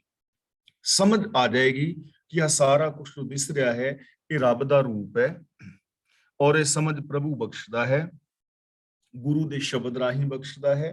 ਫਿਰ ਸਾਡੇ ਸਾਰੇ ਭਰਮ ਭੁਲੇਖੇ ਦੂਰ ਹੋ ਜਾਂਦੇ ਨੇ, ਔਰ ਫਿਰ ਬੰਦਾ ਵਿਖਾਵੇ ਦੀਆਂ ਤਪੱਸਿਆਵਾਂ ਨਹੀਂ ਕਰਦਾ, ਭੇਖ ਧਾਰਨ ਕਰਕੇ ਨਾ ਤੇ ਆਪ ਭੁਲੇਖੇ ਵਿੱਚ ਰਹਿੰਦਾ ਹੈ, ਨਾ ਦੂਜਿਆਂ ਨੂੰ ਭੁਲੇਖੇ ਵਿੱਚ ਪਾਉਂਦਾ ਹੈ। ਸ਼ਲੋਕ ਮਹਿਲਾ ਤੀਜਾ। ਅਭਿਆਗਤ ਇਹ ਨਾ ਆਖੀਆਂ ਜਿਨ ਕੇ ਚਿਤ ਮਹਿ ਪਰਮ। ਅਭਿਆਗਤ ਦੇ ਕਈ ਸਾਰੇ ਅਰਥ ਨੇ। ਸਾਹਮਣੇ ਆਉਣ ਵਾਲਾ, ਸਾਧੂ, ਫਕੀਰ ਜੋ ਦਰ ਤੇ ਆ ਕੇ ਮੰਗਦੇ ਨੇ। ਅਭਿਆਗਤ ਪ੍ਰਾਹੁਣੇ ਨੂੰ ਵੀ ਕਹਿੰਦੇ ਨੇ, ਪਰਦੇਸੀ, ਓਪਰਾ ਸਵਾਲੀ, ਫਕੀਰ, ਮੰਗਤਾ, ਲੋੜਵੰਦਾ ਪਰਦੇਸੀ। ਅਭਿਆਗਤ ਦੇ ਕਈ ਸਾਰੇ ਮੀਨਿੰਗ ਨੇ। ਤਾਂ ਇੱਥੇ ਅਭਿਆਗਤ ਦਾ ਮਤਲਬ ਹੈ ਉਹ ਫਕੀਰ, ਉਹ ਸਾਧੂ ਜਿਹੜੇ ਘਰਾਂ ਵਿੱਚ ਆਣ ਕੇ ਮੰਗਦੇ ਨੇ, ਜਿਹੜੇ ਘਰਾਂ ਵਿੱਚ ਆਣ ਕੇ ਮੰਗਦੇ ਨੇ, ਔਰ ਉਹਨਾਂ ਨੂੰ ਸਾਧੂ ਸਮਝਿਆ ਜਾਂਦਾ ਹੈ, ਫਕੀਰ ਸਮਝਿਆ ਜਾਂਦਾ ਹੈ। ਆਪਣੇ ਆਪ ਨੂੰ ਫਕੀਰ ਸਮਝਦੇ ਨੇ, ਔਰ ਅਸੀਂ ਉਹਨਾਂ ਨੂੰ ਸੰਤ, ਸਾਧੂ ਜਾਂ ਫਕੀਰ ਸਮਝ ਕੇ ਦਾਨ ਦਛਨਾ ਦਿੰਦੇ ਹਾਂ। ਤੇ ਜਿਹੜੇ ਅਭਿਆਗਤ ਨੇ, ਸੰਸਾਰ ਨੂੰ ਤਿਆਗ ਕੇ ਜਿਹੜੇ ਫਿਰਨ ਵਾਲੇ ਨੇ, ਉਹ ਕੋਈ ਅੱਜ 1 2 4 ਨਹੀਂ, ਲੱਖਾਂ ਦੀ ਗਿਣਤੀ ਵਿੱਚ ਨੇ, ਲੱਖਾਂ ਦੀ ਗਿਣਤੀ ਵਿੱਚ ਨੇ। ਤਾਂ ਹੁਣ ਗੁਰੂ ਜੀ ਜਿਵੇਂ ਪਿੱਛੇ ਦੱਸਿਆ ਹੈ ਨਾ, ਤਪਾ, ਕਿ ਜਿਹਦੇ ਅੰਦਰ ਛਲ ਹੈ, ਕਪਟ ਹੈ, ਬਾਹਰ ਜਿਸਨੇ ਵਸਤਰ ਪਾਏ ਨੇ ਲੇਕਿਨ ਛਲ ਕਪਟ ਕਰ ਰਿਹਾ ਹੈ, ਤਾਂ ਉਹ ਤਪ ਜਿਹੜਾ ਹੈ ਬੇਕਾਰ ਹੈ, ਵਿਅਰਥ ਹੈ, ਉਹਨੂੰ ਤਪਸਵੀ ਨਹੀਂ ਕਿਹਾ ਜਾਂਦਾ। ਅਸਲ ਤਪੱਸਿਆ ਹੈ ਗੁਰੂ ਗਿਆਨ ਮੁਤਾਬਕ ਜ਼ਿੰਦਗੀ ਜੀ ਕੇ, ਸੱਚ ਨੂੰ ਆਧਾਰ ਬਣਾ ਕੇ ਆਪਣੇ ਇਸ ਜੀਵਨ ਨੂੰ ਜੀਣਾ, ਵਿਕਾਰਾਂ ਤੋਂ ਖਲਾਸੀ ਪਾਣੀ, ਸ਼ੁਭ ਗੁਣਾਂ ਦੇ ਧਾਰਨੀ ਹੋਣਾ, ਰੱਬੀ ਰਜਾ ਵਿੱਚ ਤੁਰਨ ਦੀ ਕਰੜੀ ਕਾਲਨਾ ਕਾਲਨੀ। ਹੁਣ ਗੁਰਦੇਵ ਕਹਿ ਰਹੇ ਨੇ, ਅਭਿਆਗਤ ਇਹ ਨਾ ਆਖੀਆਂ ਜਿਨ੍ਹਾਂ ਮਨੁੱਖਾਂ ਦੇ ਮਨ ਵਿੱਚ ਭਟਕਣਾ ਹੋਵੇ, ਜੋ ਦਰ ਦਰ ਤੇ ਭਟਕ ਕੇ ਰੋਟੀਆਂ ਆਟਾ ਮੰਗਦੇ ਫਿਰਨ, ਉਹਨਾਂ ਨੂੰ ਅਭਿਆਗਤ ਨਹੀਂ ਆਖੀਦਾ। ਉਹਨਾਂ ਨੂੰ ਅਭਿਆਗਤ ਨਹੀਂ ਆਖੀਦਾ। ਇਹ ਦਾ ਮਤਲਬ ਇਹੋ ਜਿਹੇ ਜਿਹੜੇ ਲੋਕ ਨੇ, ਉਹਨਾਂ ਨੂੰ ਸੰਤ ਸਾਧੂ ਨਹੀਂ ਕਿਹਾ ਜਾ ਸਕਦਾ, ਉਹਨਾਂ ਨੂੰ ਅਭਿਆਗਤ ਨਹੀਂ ਕਿਹਾ ਜਾ ਸਕਦਾ। ਜਿਹੜੇ ਜਿਨ੍ਹਾਂ ਦੇ ਅੰਦਰ ਭਟਕਣਾ ਹੈ, ਜਿਨ੍ਹਾਂ ਦੇ ਅੰਦਰ ਭੁਲੇਖਾ ਹੈ, ਜਿਨ੍ਹਾਂ ਦੇ ਮਨ ਦੇ ਵਿੱਚ ਭਰਮ ਹੈ। ਹੁਣ ਭਰਮ ਹੀ ਹੈ ਨਾ ਕਿ ਰੱਬ ਕਿਤੇ ਆਕਾਸ਼ ਵਿੱਚ ਬੈਠਾ ਹੈ।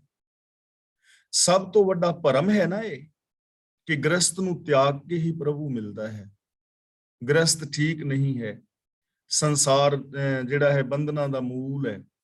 ਗ੍ਰਸਤ ਨੂੰ ਤਿਆਗ ਕੇ ਰੱਬ ਮਿਲੇਗਾ, ਇਹ ਭਰਮ ਹੈ ਨਾ ਬਹੁਤ ਵੱਡਾ। ਲੇਕਿਨ ਅਸਾਂ ਐਸੇ ਭਰਮੀ ਲੋਕਾਂ ਨੂੰ ਮਾਨਤਾ ਦੇ ਦਿੱਤੀ ਕਿ ਇਹ ਸਭ ਤੋਂ ਵੱਡੇ ਔਰ ਮਹਾਨ ਨੇ, ਤੇ ਸਾਨੂੰ ਇਹ ਵੀ ਨਹੀਂ ਪਤਾ ਹੈਗਾ ਐਸੇ ਲੋਕਾਂ ਨੂੰ ਮਹਾਨਤਾ ਦੇਣ ਦੇ ਨਾਲ ਅਸੀਂ ਗੁਰੂ ਨਾਨਕ ਦੇਵ ਦੇ ਸਿਧਾਂਤ ਨੂੰ ਰੱਦ ਕਰ ਰਹੇ ਹਾਂ। ਗੁਰੂ ਨਾਨਕ ਦੇਵ ਜੀ ਸਾਨੂੰ ਗ੍ਰਸਤੀ ਧਰਮ ਦੇ ਨਾਲ ਜੋੜ ਰਹੇ ਨੇ। ਜਦੋਂ ਅਸੀਂ ਵਿਆਹ ਸ਼ਾਦੀ ਸਾਡੀ ਹੁੰਦੀ ਹੈ, ਵਿਆਹ ਨੂੰ ਅਸੀਂ ਨਾਮ ਆਨੰਦ ਕਾਰਜ ਦਾ ਦਿੱਤਾ ਹੈ, ਤਾਂ ਸਿੱਖ ਧਰਮ ਵਿੱਚ ਆਨੰਦ ਕਾਰਜ ਗੁਰੂ ਗ੍ਰੰਥ ਸਾਹਿਬ ਜੀ ਦੇ 4 ਚੁਫੇਰਿਲਾਵਾਂ ਲਈਆਂ ਜਾਂਦੀਆਂ ਨੇ। ਗੁਰੂ ਗ੍ਰੰਥ ਸਾਹਿਬ ਜੀ ਦੀ ਹਜ਼ੂਰੀ ਵਿੱਚ ਆਨੰਦ ਕਾਰਜ ਕੀਤਾ ਜਾਂਦਾ ਹੈ, ਔਰ ਗੁਰੂ ਜੀ ਸਾਨੂੰ 4 ਉਪਦੇਸ਼ ਦਿੰਦੇ ਨੇ ਨਾ। ਉਹਨਾਂ 4 ਲਾਵਾਂ ਦੇ ਵਿੱਚ ਆਪਾਂ ਬਹੁਤ ਵਾਰ ਵਿਚਾਰ ਕੀਤੀ। ਹਰ ਪਹਿਲੜੀ ਲਾਮ ਪਰਵਿਰਤੀ ਕਰਮ, ਨਿਰਵਿਰਤੀ ਦਾ ਤੇ ਬਿਲਕੁਲ ਹੀ ਤਿਆਗ ਕਰ ਦਿੱਤਾ ਹੈ। ਸੰਸਾਰ ਨੂੰ ਨਹੀਂ ਤਿਆਗਣਾ, ਗ੍ਰਸਤੀ ਬਣਨਾ ਹੈ, ਧਰਮ ਪਾਲਣਾ ਹੈ, ਭਾਵ ਫਰਜ਼ ਪੂਰੇ ਕਰਨੇ ਨੇ, ਪਾਪਾਂ ਦਾ ਤਿਆਗ ਕਰਨਾ ਹੈ, ਗੁਰੂ ਗਿਆਨ ਮੁਤਾਬਕ ਜ਼ਿੰਦਗੀ ਜੀਣੀ ਹੈ, ਚੜ੍ਹਦੀ ਕਲਾ ਵਿੱਚ ਰਹਿਣਾ ਹੈ, ਪਿਆਰ ਮੁਹੱਬਤ ਦੇ ਨਾਲ ਰਹਿਣਾ ਹੈ ਔਰ ਸਹਿਜ ਵਿੱਚ ਰਹਿਣਾ ਹੈ, ਮਨ ਵਚਨ ਕਰਮ ਕਰਕੇ ਸੱਚ ਦੇ ਧਾਰਨੀ ਹੋਣਾ ਹੈ, ਇਸ ਤਰ੍ਹਾਂ ਜ਼ਿੰਦਗੀ ਜੀਣੀ ਹੈ।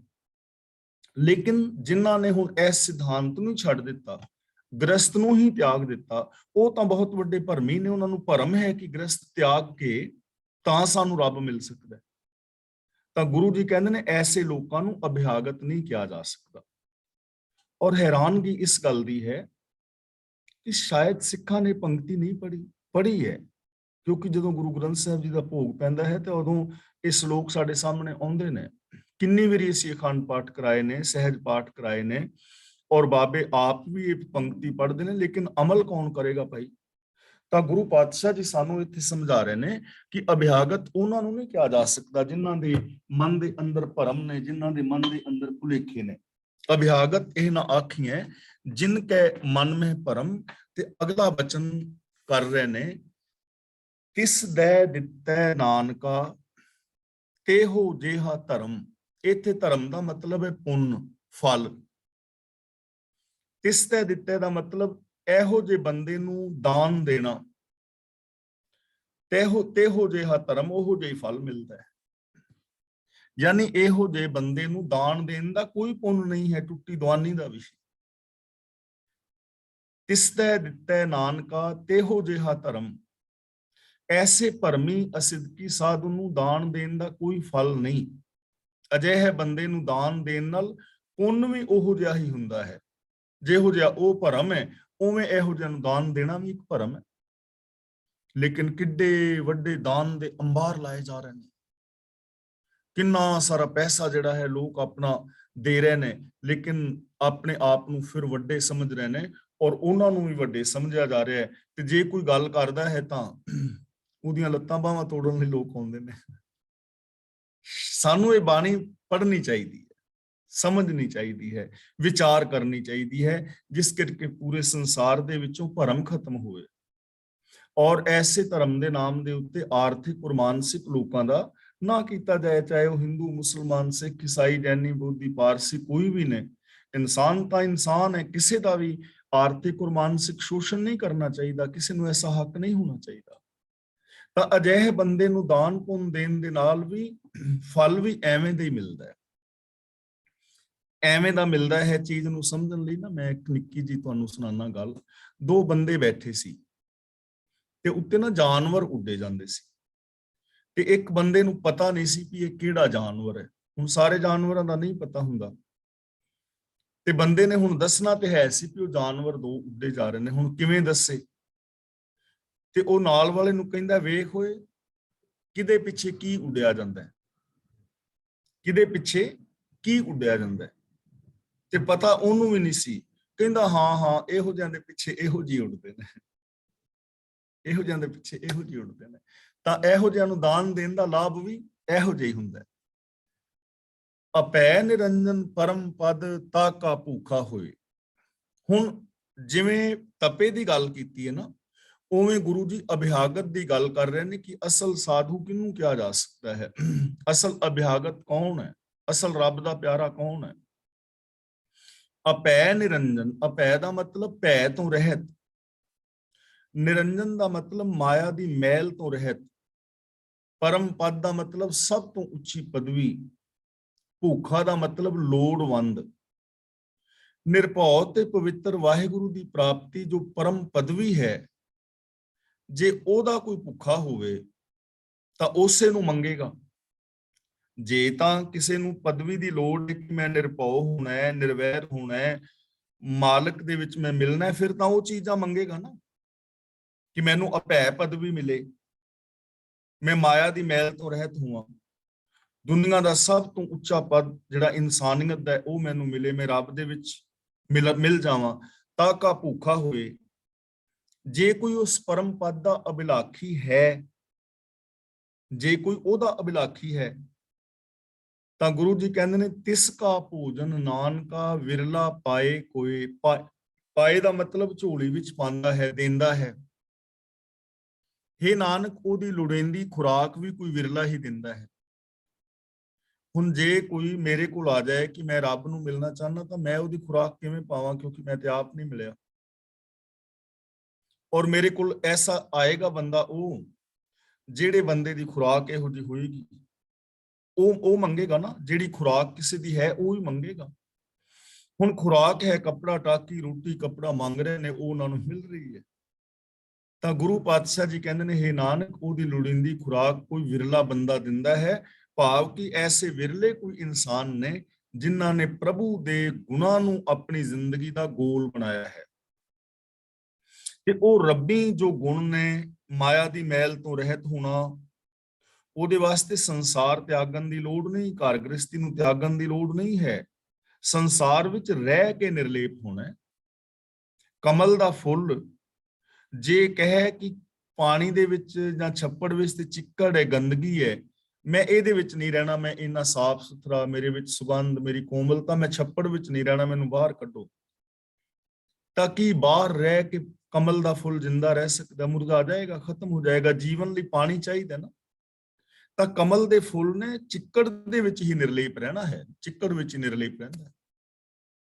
ਗੁਲਾਬ ਦੇ ਫੁੱਲ ਨੇ ਕੰਡਿਆਂ ਦੇ ਵਿੱਚ ਹੀ ਫੁੱਲ ਬਣ ਕੇ ਰਹਿਣਾ ਹੈ, ਸੰਸਾਰ ਛੱਡ ਕੇ ਨਹੀਂ। ਇਹ ਸੰਸਾਰ ਜੀਵਨ ਵਾਸਤੇ ਹੈ, ਇਹਦੇ ਵਿੱਚ ਹੀ ਨਿਰਲੇਪ ਹੋਣਾ ਹੈ, ਇਹਦੇ ਵਿੱਚ ਹੀ ਕਮਲ ਦਾ ਫੁੱਲ ਬਣਨਾ ਹੈ, ਇਹਦੇ ਵਿੱਚ ਹੀ ਵਿਕਾਰਾਂ ਤੋਂ ਨਿਰਲੇਪ ਰਹਿਣਾ ਹੈ। ਅਗਲਾ ਬਚਨ ਗੁਰੂ ਜੀ ਕਰਦੇ ਨੇ, ਮਹਿਲਾ ਤੀਜਾ, ਅਭਿਆਗਤ ਇਹ ਨਾ ਆਖੀਨ ਜੇ ਪਰ ਘਰ ਭੋਜਨ ਕਰੇਨ। ਕਰੇਨ ਦਾ ਮਤਲਬ ਕਰਦੇ ਨੇ। ਉਹਨਾਂ ਨੂੰ ਅਭਿਆਗਤ, ਸਾਧੂ ਜਾਂ ਧਰਮੀ ਨਹੀਂ ਕਿਹਾ ਜਾ ਸਕਦਾ ਜੋ ਪਰਾਏ ਘਰਾਂ ਵਿੱਚ ਜਾ ਕੇ ਰੋਟੀ ਖਾਂਦੇ ਨੇ। ਉਹਨਾਂ ਨੂੰ ਅਭਿਆਗਤ, ਸਾਧੂ, ਧਰਮੀ ਨਹੀਂ ਕਿਹਾ ਜਾ ਸਕਦਾ ਜੋ ਪਰਾਏ ਘਰਾਂ ਵਿੱਚ ਜਾ ਕੇ ਰੋਟੀ ਖਾਂਦੇ ਨੇ, ਯਾਨੀ ਜਿਨ੍ਹਾਂ ਨੇ ਆਪਣੀ ਰੋਜੀ ਰੋਟੀ ਦਾ ਰੁਜ਼ਗਾਰ ਹੀ ਦੂਜਿਆਂ ਨੂੰ ਬਣਾਇਆ ਹੈ। ਆਪ ਕਿਰਤ ਨਹੀਂ ਕਰਦੇ, ਆਪ ਕੰਮ ਨਹੀਂ ਕਰਦੇ, ਦੂਜਿਆਂ ਦੇ ਘਰਾਂ ਵਿੱਚ ਪ੍ਰਸ਼ਾਦਾ ਪਾਣੀ ਛਕਦੇ ਨੇ। ਉਹਨਾਂ ਨੂੰ ਸਾਧੂ ਨਹੀਂ ਕਿਹਾ ਜਾ ਸਕਦਾ, ਉਹਨਾਂ ਨੂੰ ਧਰਮੀ ਨਹੀਂ ਕਿਹਾ ਜਾ ਸਕਦਾ। ਉਦਰੈ ਕਾਰਨ ਆਪਣੇ ਬਹਿਲੇ ਭੇਖ ਕਰੇਨ। ਬਹਿਲੇ ਭੇਖ ਕਰੇਨ ਕਿ ਉਦਰੈ ਕਾਰਨ ਦਾ ਮਤਲਬ ਆਪਣੇ ਪੇਟ ਲਈ, ਆਪਣਾ ਪੇਟ ਭਰਨ ਖਾਤਰ। ਬਹਿਲੇ ਭੇਖ ਦਾ ਮਤਲਬ ਬਹੁਤ ਸਾਰੇ ਭੇਖ ਕਰਦੇ ਨੇ, ਆਪਣਾ ਪੇਟ ਭਰਨ ਲਈ ਬਹੁਤ ਸਾਰੇ ਭੇਖ ਕਰਦੇ ਨੇ। ਔਰ ਇੱਕ ਤਾਂ ਸਰੀਰ ਦੇ ਉੱਤੇ ਕੱਪੜੇ ਪਾਏ ਨੇ ਵੱਖਰੇ ਕਿਸਮ ਦੇ, ਆਮ ਸੰਸਾਰੀ ਲੋਕਾਂ ਵਰਗੇ ਉਹ ਕੱਪੜੇ ਨਹੀਂ ਪਾਉਂਦੇ। ਮਾਲਾ ਪਾਈਆਂ ਨੇ ਜਾਂ ਹੋਰ ਕਿਸੇ ਵੀ ਕਿਸਮ ਦਾ, ਹਰ ਧਰਮ ਦਾ ਜਾਂ ਹਰ ਸਾਧੂ ਦਾ ਆਪਣਾ ਆਪਣਾ ਬਾਹਰ ਦਾ ਬਾਣਾ ਹੈ, ਉਹ ਬਾਣੇ ਪਾਏ ਨੇ ਜਿਸ ਕਰਕੇ ਉਹ ਵੱਖਰੇ ਦਿਸਣ। ਪਹਿਲੀ ਗੱਲ ਇੱਕ ਤਾਂ ਇਹ ਭੇਖ, ਤੇ ਦੂਜਾ ਭੇਖ ਹੈ ਕਿ ਜਦੋਂ ਲੋਕਾਂ ਦੇ ਘਰਾਂ ਵਿੱਚ ਜਾਂਦੇ ਨੇ, ਉੱਥੇ ਜਾ ਕੇ ਬੜੇ ਪਖੰਡ ਕਰਦੇ ਨੇ। ਉੱਥੇ ਜਾ ਕੇ ਕਈ ਮੰਤਰ ਜੰਤਰ ਪੜਨਗੇ, ਕਈ ਹੋਰ ਢੰਗ ਦੀਆਂ ਆਪਣੀਆਂ ਆਪਣੀਆਂ ਪ੍ਰਾਰਥਨਾਵਾਂ ਕਰਨਗੇ, ਵਿਖਾਵਾ ਕਰਨਗੇ ਅੱਖਾਂ ਬੰਦ ਕਰ ਕਰਕੇ ਜੇ ਅਸੀਂ ਬੜੇ ਧਰਮੀ ਹਾਂ, ਔਰ ਕਈ ਸਾਰਾ ਕੁਝ ਕਰਨ ਤੋਂ ਬਾਅਦ ਰੋਟੀ ਖਾਣਗੇ। ਤੇ ਫਿਰ ਕਈ ਸਾਰੀਆਂ ਅਰਦਾਸਾਂ ਵਗੈਰਾ ਕਰਕੇ ਤੇ ਭਰਮ ਭੁਲੇਖਾ ਇਹ ਪਾਣਗੇ ਕਿ ਸਾਨੂੰ ਹੁਣ ਤੁਸੀਂ ਰੋਟੀ ਖਵਾਈ ਹੈ ਤੇ ਤੁਹਾਡੇ ਕਾਰਜ ਸਿੱਧ ਹੋ ਜਾਣੇ ਨੇ। ਔਰ ਨਾਲ ਹੋਰ ਮਤਲਬ ਭੇਖ ਵਿਖਾਣਗੇ ਔਰ ਉਥੋਂ ਮਾਇਆ ਆਦਿਕ ਲੈਣਗੇ। ਬਹੁਤ ਭੇਖ ਕਰਦੇ ਨੇ। ਭਗਤ ਕਬੀਰ ਜੀ ਦਾ ਇੱਕ ਬੜਾ ਪਿਆਰਾ ਸ਼ਬਦ ਹੈ, ਉਹ ਮੈਂ ਆਪ ਦੇ ਨਾਲ ਥੋੜਾ ਜਿਹਾ ਸਾਂਝਾ ਕਰ ਦਿਆਂ।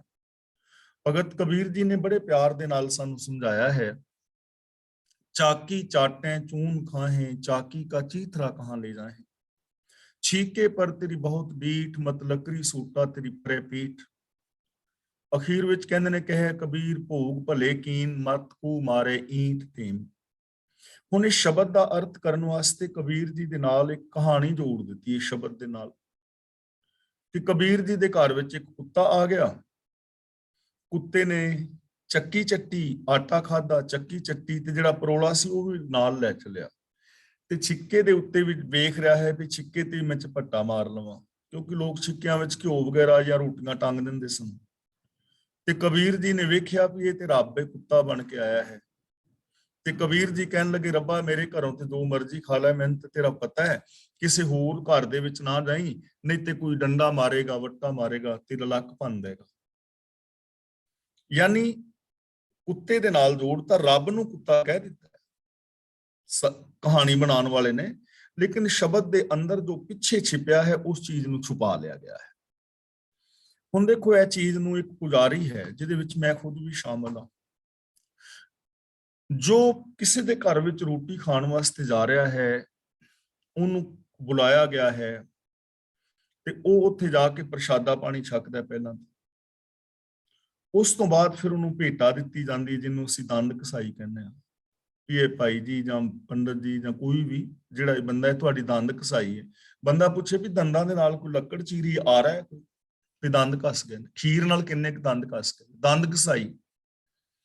ਔਰ ਭੇਟਾ ਦੇਣ ਤੋਂ ਬਾਅਦ ਨਾ ਫਿਰ ਇੱਕ ਦਕਸ਼ਨਾ ਦਿੱਤੀ ਜਾਂਦੀ ਹੈ, ਉਹ ਹੁੰਦੀ ਹੈ ਤੁਰਨ ਲੱਗਿਆਂ, ਵਿਦਿਆ ਕਰਨ ਲੱਗਿਆਂ ਜੋ ਦਿੰਦੇ ਨੇ, ਉਹ ਵੀ ਲੈ ਲਈ। ਹੁਣ ਕਬੀਰ ਜੀ ਕਹਿੰਦੇ ਨੇ ਵੀ ਆਟਾ ਵੀ ਖਾ ਲਿਆ ਔਰ ਚੱਕੀ ਚੱਟ ਲਈ, ਉੱਥੋਂ ਭੇਟਾ ਵੀ ਲੈ ਲਈ ਤੇ ਨਾਲ ਨਾ ਇਮੋਸ਼ਨਲ ਬਲੈਕਮੇਲ ਵੀ ਕਰ ਲਿਆ। ਚਾਕੀ ਕਾ ਚੀਥਰਾ ਤਾਕੀ ਇਮੋਸ਼ਨਲ ਬਲੈਕਮੇਲ ਕਿ ਵੀਰ ਜੀ ਆ ਜਾਕਟ ਕਿੱਥੋਂ ਲਈ ਯਾਰ, ਬੜੀ ਸੋਹਣੀ, ਮੈਂ ਵੀ ਲੈਣੀ ਸੀ ਇਹੋ ਜੀ, ਮੈਨੂੰ ਨਹੀਂ। ਉਹ ਕਹਿੰਦੇ ਕੋਈ ਨਹੀਂ ਭਾਈ ਜੀ, ਇਸ ਤੋਂ ਲਿਆ ਦਾਂਗੇ। ਜਾਕਟ ਵੀ ਲੈ ਲਈ, ਇਮੋਸ਼ਨਲ ਬਲੈਕਮੇਲ ਕਰ ਲਿਆ। ਛੀਕੇ ਪਰ ਤੇਰੀ ਬਹੁਤ ਡੀਠ। ਹੁਣ ਛੀਕਾ ਕੀ ਹੈ, ਉੱਤੇ ਨਾ ਟੰਗਿਆ ਹੈ ਘਿਓ ਤੇ ਕੁੱਤਾ ਉਧਰ ਵੀ ਮਾਰਦਾ ਹੈ ਛਾਤੀ ਤੇ, ਝਪੱਟਾ ਮਾਰ ਦਵੇ ਤਾਂ ਫਿਰ ਡੰਡਾ ਮਾਰ ਕੇ ਲੱਕ ਟੁੱਟਦਾ ਹੈ ਨਾ। ਇਹ ਕੁੱਤੇ ਵਾਲੀ ਬਿਰਤੀ ਦਾ ਜ਼ਿਕਰ ਹੈ ਕਿ ਜਿਵੇਂ ਕੁੱਤਾ ਚੱਕੀ ਚੱਟਦਾ ਹੈ, ਆਟਾ ਖਾਂਦਾ ਹੈ, ਉਹਦਾ ਚੀਥੜਾ ਵੀ ਲੈ ਜਾਂਦਾ ਹੈ, ਛਿੱਕੇ ਵੱਲ ਵੀ ਉਹਦਾ ਧਿਆਨ ਹੁੰਦਾ ਹੈ। ਐਵੇਂ ਹੀ ਇਹ ਅਭਿਆਗਤ ਖਵਾਉਣ ਵਾਲਿਆ, ਕਿਸੇ ਦੇ ਘਰ ਜਾ ਕੇ ਤੂੰ ਰੋਟੀ ਵੀ ਖਾ ਲੈਣਾ ਹੈ, ਭੇਟਾ ਵੀ ਲੈ ਲੈਣਾ ਹੈ, ਦਕਸ਼ਨਾ ਵੀ ਲੈ ਲੈਣਾ ਹੈ, ਤੇ ਛੀਕਾ ਕੌਣ ਹੈ, ਜਿੱਥੇ ਡੀਠ ਹੈ, ਘਰ ਦੇ ਵਿੱਚ ਕੋਈ ਨੌਜਵਾਨ ਧੀ ਭੈਣ ਹੋਵੇ, ਉਹਨੂੰ ਵੀ ਮਾੜੀ ਨਜ਼ਰ ਦੇ ਨਾਲ ਤੱਕ ਰਿਹਾ ਹੈ। ਤੇ ਕਬੀਰ ਜੀ ਕਹਿੰਦੇ ਨੇ ਤੇਰੀਆਂ ਇਹੋ ਜਿਹੀਆਂ ਕਰਤੂਤਾਂ ਨੇ, ਮਤ ਕੂ ਮਾਰੇ ਈਂਟ ਢੇਮ, ਤੈਨੂੰ ਕੋਈ ਇੱਟਾਂ ਟਿੰਮਾ ਮਾਰੇਗਾ, ਲੱਕ ਤੜਾ ਲੇਗਾ, ਨਮੋਸ਼ੀ ਹੋਏਗੀ। ਇਸ ਲਈ ਕਹਿੰਦੇ ਨੇ ਇਸ ਘਰ ਮੈਂ ਹੈ ਸੋ ਤੂੰ ਢੂੰਡ ਖਾਹੇ। ਇਸ ਘਰ ਮੈਂ ਹੈ ਸੋ ਢੂੰਡ ਖਾਏ ਦਾ ਮਤਲਬ ਕਿਰਤ ਕਰਕੇ ਖਾ, ਸੈਲਫ ਐਨਾਲਿਸਿਸ ਕਰ। और किसी के मत ही जाए ਦਾ ਮਤਲਬ ਬੇਗਾਨੇ ਹੱਕ ਨਾ ਖਾ। ਕਹਿ ਕਬੀਰ ਭੋਗ ਭਲੇ ਕੀਨ, ਚੰਗੇ ਕੰਮ ਕਰਕੇ ਆਪਣਾ ਰਾਸ਼ਨ ਪਾਣੀ ਪੈਦਾ ਕਰ। ਮਤ ਕੂ ਮਾਰੇ ਈਂਟ ਢੇਮ, ਫਿਰ ਤੈਨੂੰ ਨਮੋਸ਼ੀ ਨਹੀਂ ਹੋਏਗੀ। ਤਾਂ ਗੁਰੂ ਜੀ ਕਹਿ ਰਹੇ ਨੇ ਉਦਰੈ ਕਾਰਨ ਆਪਣੇ ਬਹਿਲੇ ਪੇਖ ਕਰੇਨ। ਅਭਿਆਗਤ ਇਹ ਨਾ ਆਖੀਨ ਜੇ ਪਰ ਘਰ ਭੋਜਨ ਕਰੇਨ। ਉਹਨਾਂ ਨੂੰ ਅਭਿਆਗਤ ਨਹੀਂ ਕਿਹਾ ਜਾਂਦਾ ਜੋ ਪਰਾਏ ਘਰਾਂ ਦੇ ਵਿੱਚ ਭੋਜਨ ਕਰਦੇ ਨੇ ਔਰ ਆਪਣਾ ਪੇਟ ਭਰਨ ਵਾਸਤੇ ਬਹਿਲੇ ਪੇਖ ਕਰਨ ਦਾ ਮਤਲਬ ਬਹੁਤ ਸਾਰੇ ਪੇਖ ਕਰਦੇ ਨੇ, ਬੜੇ ਸਾਰੇ ਪਖੰਡ ਕਰਦੇ ਨੇ, ਉਹਨਾਂ ਨੂੰ ਅਭਿਆਗਤ ਨਹੀਂ ਕਿਹਾ ਜਾਂਦਾ।